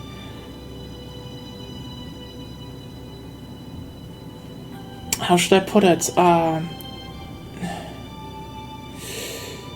It was just big, and a lot of people who bought it are probably not interested in the second one. Or again, if you were saying, oh, but what if the children? Here's the thing: the children grow up, and the thing is, you will have a split in children. 20% might stay with Nintendo, and they're going to be absolutely insufferable online going forward. And the other 80%, they want to play GTA 6 on the PlayStation. I mean, that's the thing. People... What? Or PC. Or PC. And that's the thing. The Switch was just the right handheld at the right time, and I don't think right now we are living in a time where the Switch has that big of a place as of now. So yeah, but also we will have to see if it flatlines again, because that's the thing. Nintendo consoles always sold well at the beginning. Like the 3DS also sold well, the Wii U also sold well, and then it went flat. So actually, if you're wondering, hey Nioh, why are you on the Silver Mine Rives? See, farming a bit, because I want to build myself an armor set. And it's the Kingo armor. And I need the Great Centipede's Fang for that. Which is something I need to get from that boss. So, farm time. I don't even know if we're gonna What have you been making specific armor in this game, though? Doesn't it get out-leveled fast? Not really. It depends, because the thing is, some armor sets, just if you have a full set of them, have really good armor bonuses.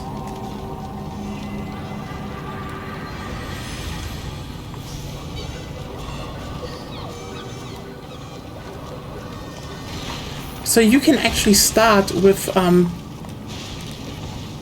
some good stuff and transition into better stuff later.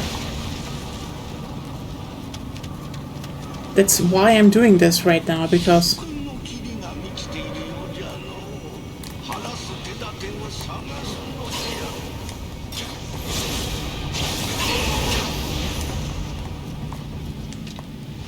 also a bit more XP to get up to.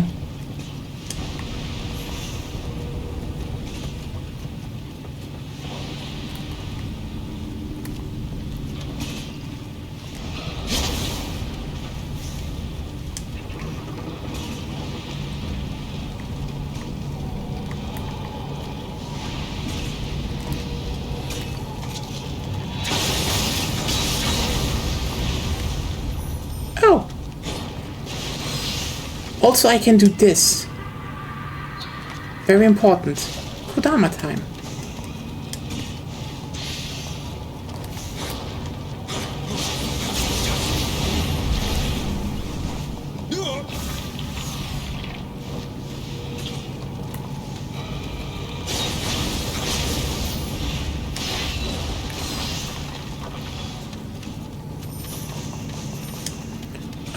Yeah.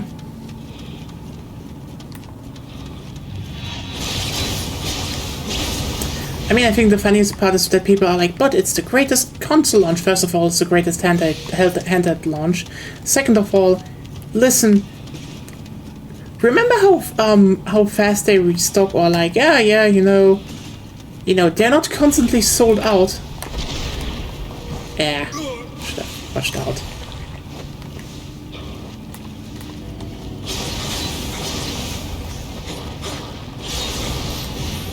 I'm just saying, when we look at raw stats, the PS5 was basically sold out for 2 to 3 years.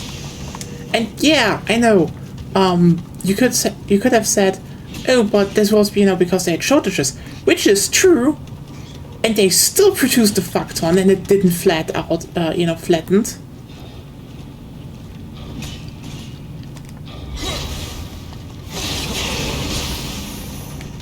So, yeah.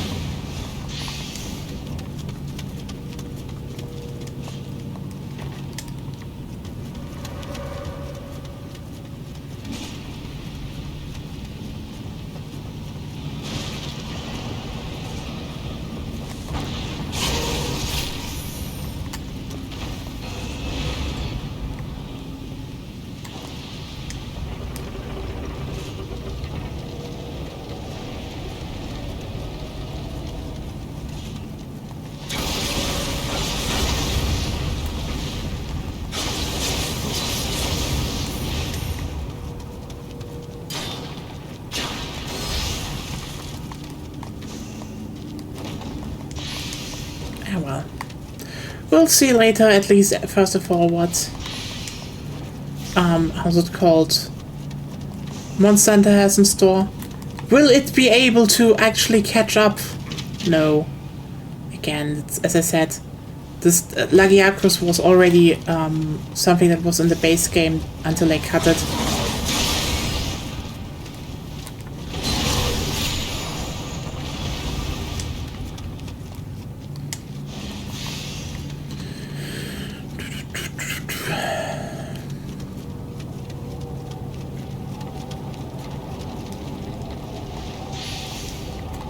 Like, I'm not harboring a lot. I'm interested, but I don't think that's gonna be the big game a lot of people want it to be.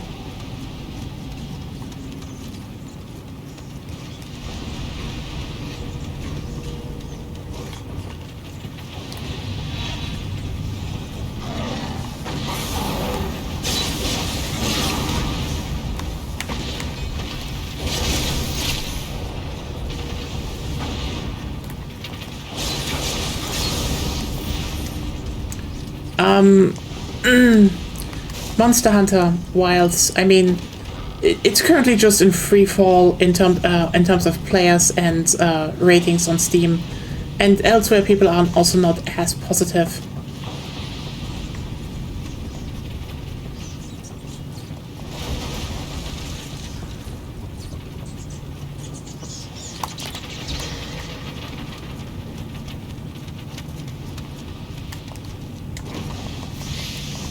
So yeah, this is always so funny to me when people say, oh, but the updates. I don't know many games that fix themselves with updates, and especially not updates that are so shortly after launch. You know?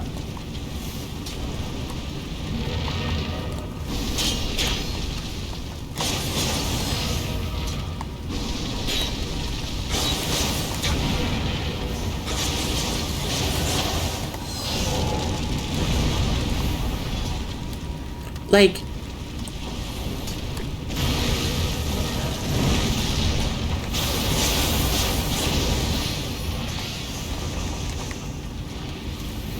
for example, Wiki 3 had problems, but Wiki 3 had like 2 years now.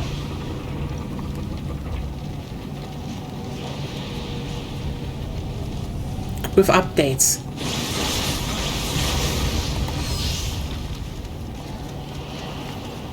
I never kind of trusted that it would get better because of certain people on the team.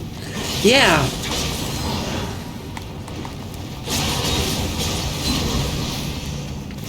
They had certain people on team, and you know, when it came out that they kind of had a problem. They kind of had to work with a very old code base.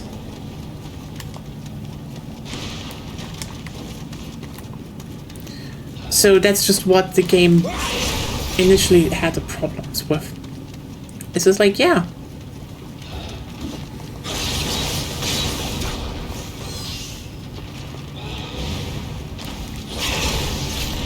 But yeah, Wiki 3, 2 expansions.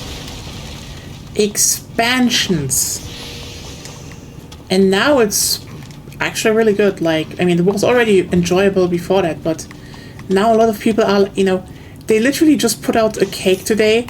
They showed a picture. They ordered a cake to say, hey, we are mostly positive now on Steam. Which is like, that's a climb back. And like, similarly, you know, I know most games where people are like, yeah, you know, wait for updates. And like, updates are not like the end all be all in terms of stuff in video games, you know? It's kind of interesting that people are like, oh, just do updates.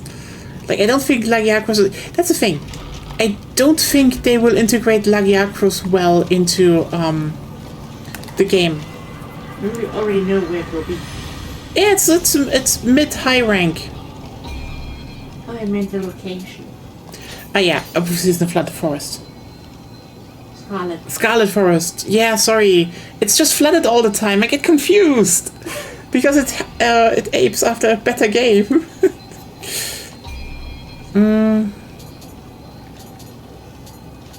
And like is simply no endgame monster. Yeah. I mean, here's the thing. If they come out and have, you know, instantly open with, hey, we also have Arch-Tempered Lagiacros and Gamma Armor for it and the other Apex monster, I'd be like, oh, hey, that is neat. That is genuinely what the game needed.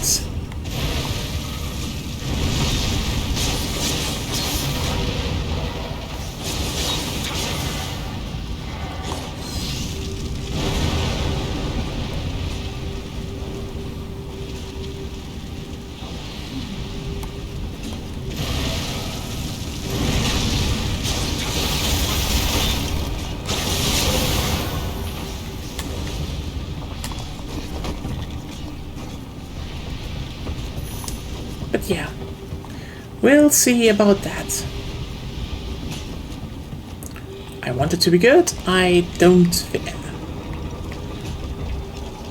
Like, I mean, okay, here's the thing. I know there's one substantial update that might come due to data mines.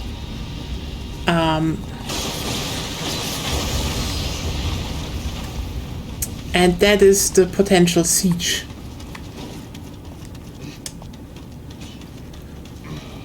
But, yeah. You know, when you're,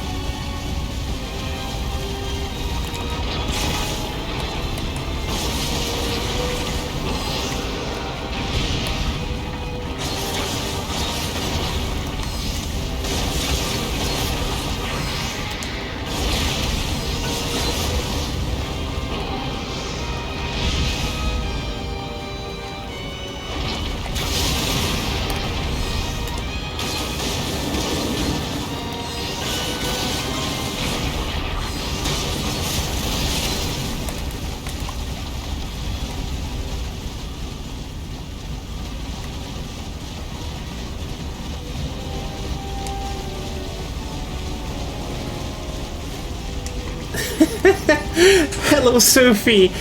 Yeah. currently farming a little bit at least. What the fuck are you doing there?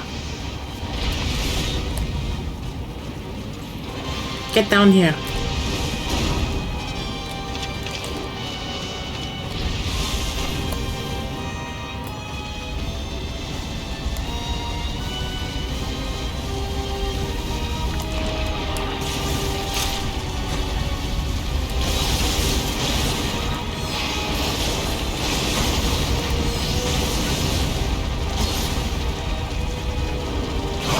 There we go.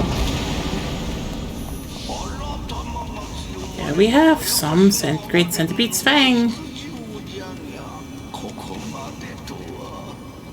Okay, that was it. Okay. Also, hello Sophie.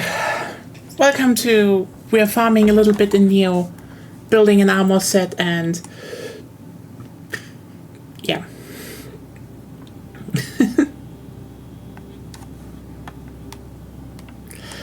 Actually getting medium armor to work for us, so...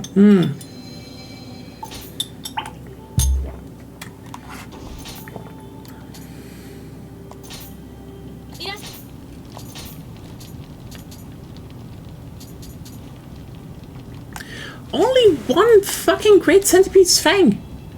What? Telling me I need 4 more of these. Ugh. Okay. First of all, let's see if we have better swords from somewhere.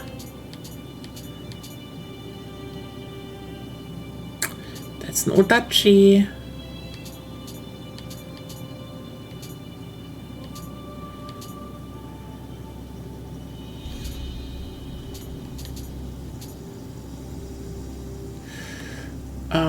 Yeah, I should probably go to who used... Yeah, that's...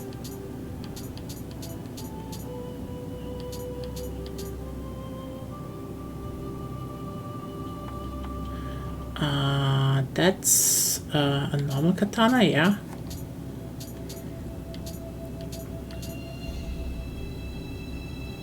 That's really good, actually. Yeah, let me take that.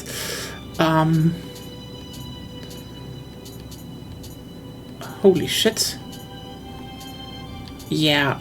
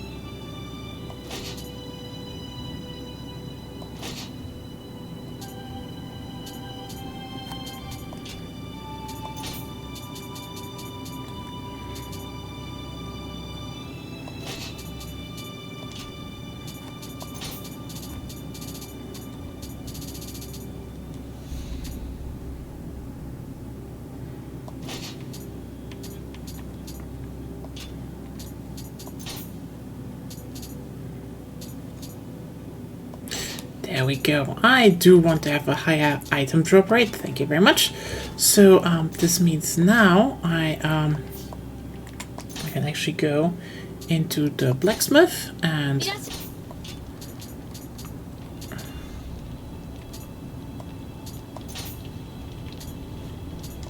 disassemble.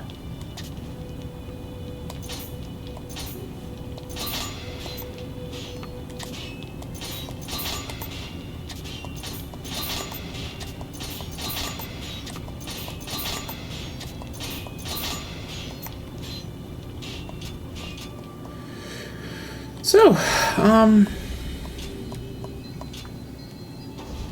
I guess we do another run at the centipede, and then we can probably, that's probably also slowly time. I have a better weapon now, so time to get some affinity with it up. I'm doing water damage now, that's actually cool.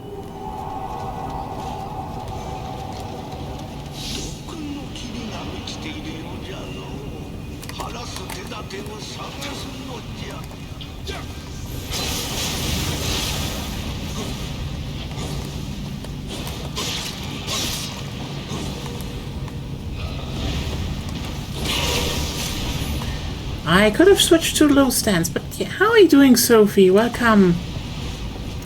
We've kind of been grinding Nioh all week.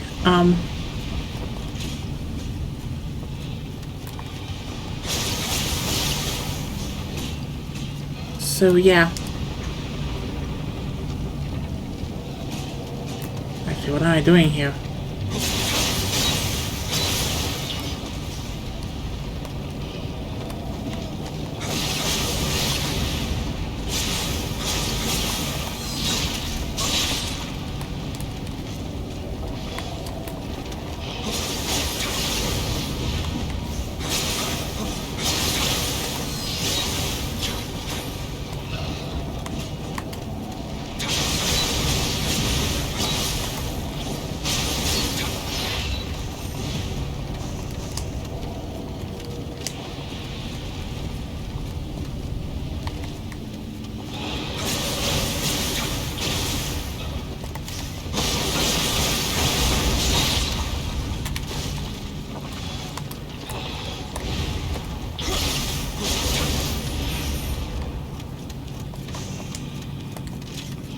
Ooh, nice. Wait, flooring? Wow. Oh yeah, tea is great. I mean, hell yeah, tea club. Also drinking some nice tea. To keep myself refreshed and, well, as awake as I can be.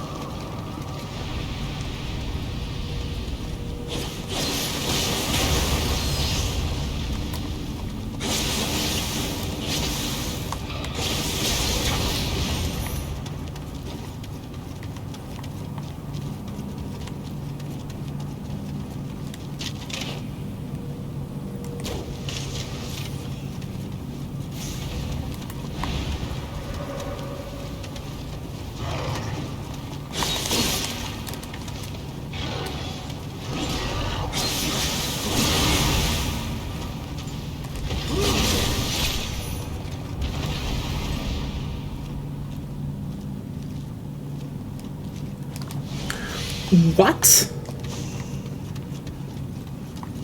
I mean, so basically, you're saying you got a new apartment, and they were like, oh yeah, it has a floor, but it had no floor, so you have to now make your own floor.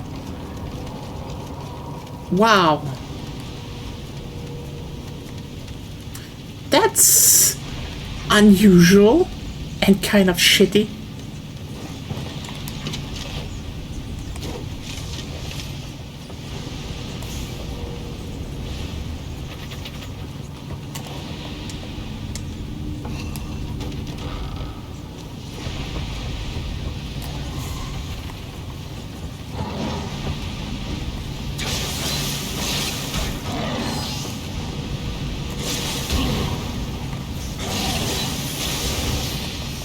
Like, I'm just sitting here thinking, like,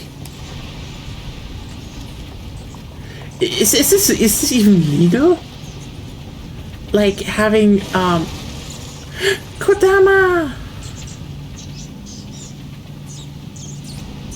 I missed you all the time.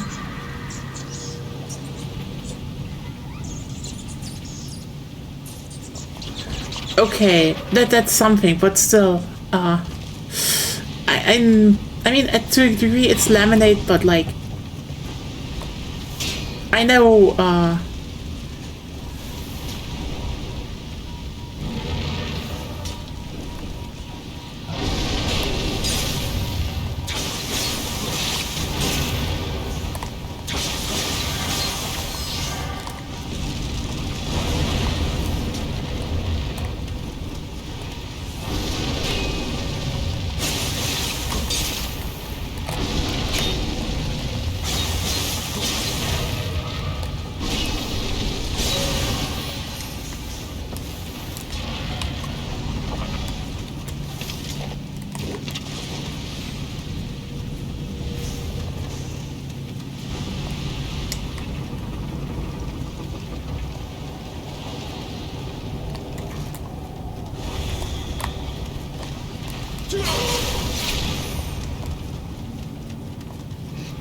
Kodamas are so cute.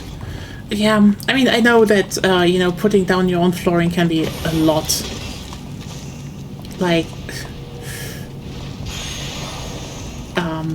a throwback how, like, over the last year or so, I helped my dad renovate, so, yeah. That was work, I tell you. I mean, at least you don't need to do the whole step of getting flooring out. Also, everyone, stamina at 20. We can now pump hard to 40. And get finally more damage bonus on our weapon. But we can actually have better armors now. So that's good.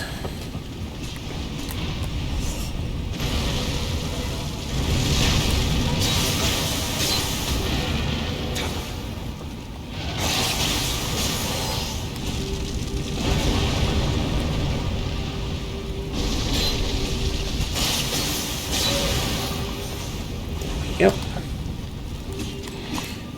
Yeah.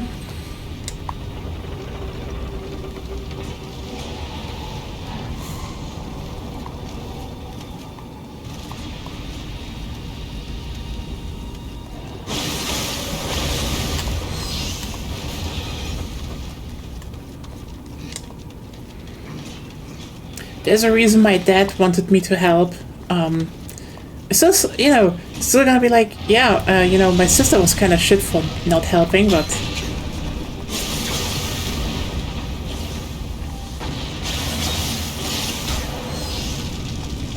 anyway.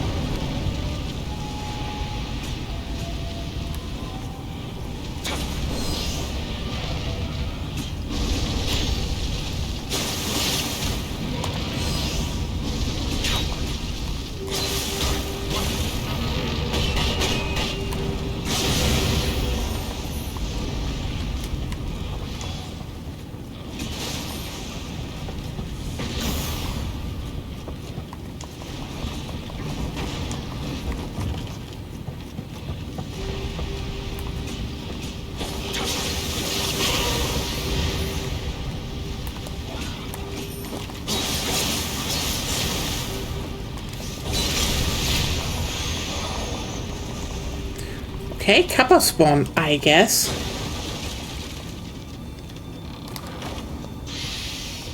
Oh, that's great.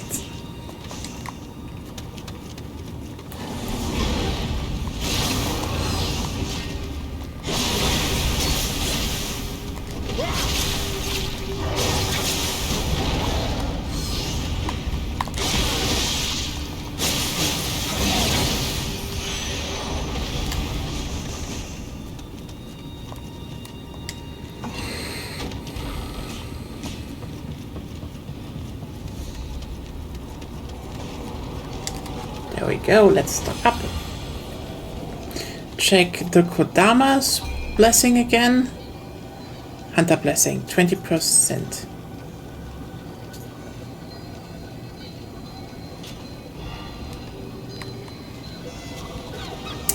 I wish I could have 2 Kodama blessings or all of them at once. Oh well.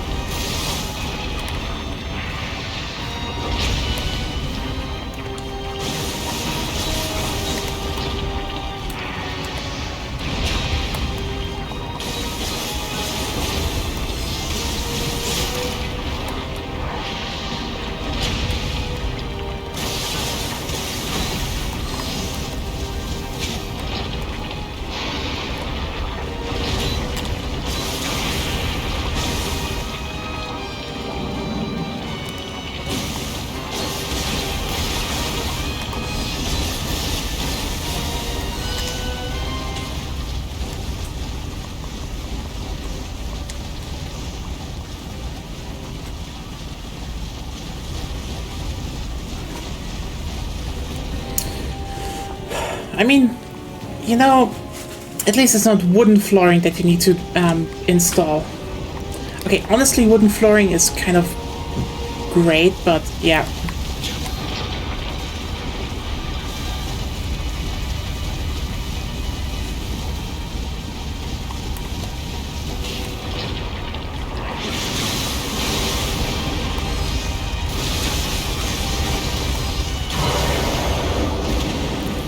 What do we have here? Great Centipede's Fang. Oh my... Oh. Okay, you know what? I think... I don't know if I should do the mission another time. But... How about this?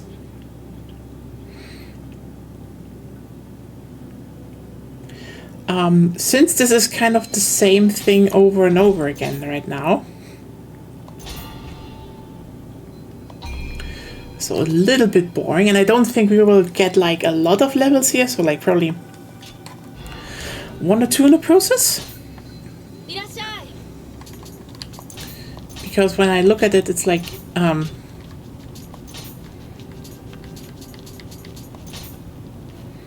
have to, yeah.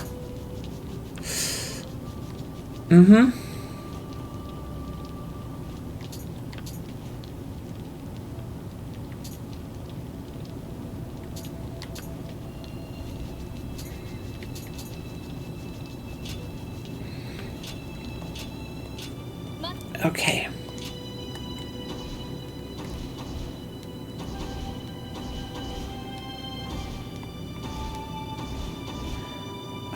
found any Kodama. Oh yeah, right. I would need to do that again. How about that? We can still yap a bit because at I think 0 there is the stream. I will check this one actually right now before I say anything wrong. Also, holy shit. 276 share. What the fuck? I mean, it's not surprising that people react to that a lot. Okay.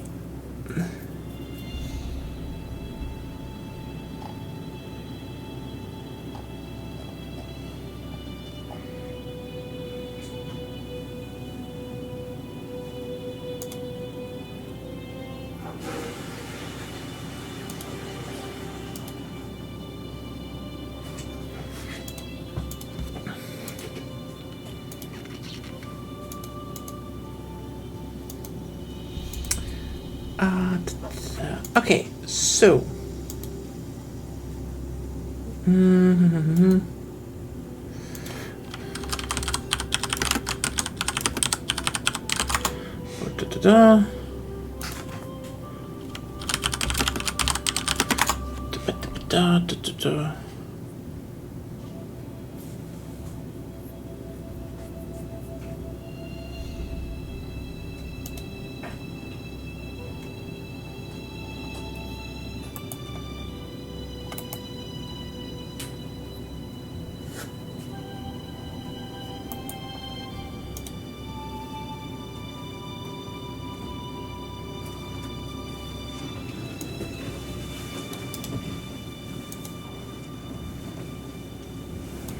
It's June 26th, so yeah.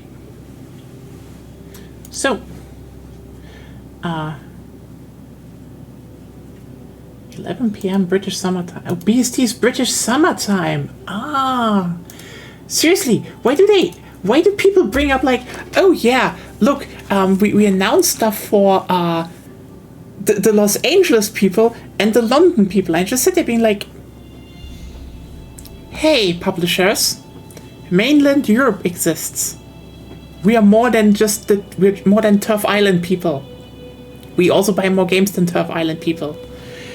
Maybe, just maybe, do not announce your stuff in London time, but Berlin time, Paris time, Amsterdam time, normal time zones where normal people live. Wait, yeah, we exist. I know, shit. It's weird, right? We even sometimes text the rich, even if it happens by accident. Okay, actually, that is a very funny thing that happened. So, okay, there's a super rich family in Germany, and they totally fumbled paying taxes. As in, they fumbled avoiding paying taxes. Keep that in mind. You know what? We're gonna talk about this like in a second. I will say thanks everyone for being here for Nioh. We will literally be right back. I don't want to do another round. I feel tired again. Shitty thing happened today and it left a mark.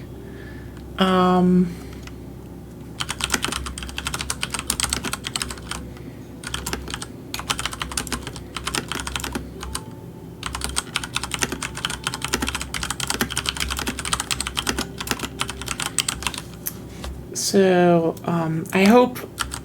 tomorrow, Wiki 3, as promised. There's gonna be Wiki 3. But afterwards, maybe we can stream on Saturday again. I will say though, yeah, I will talk about that. It's very funny. So, yeah, we can talk also about that in a second. I'm unfocused.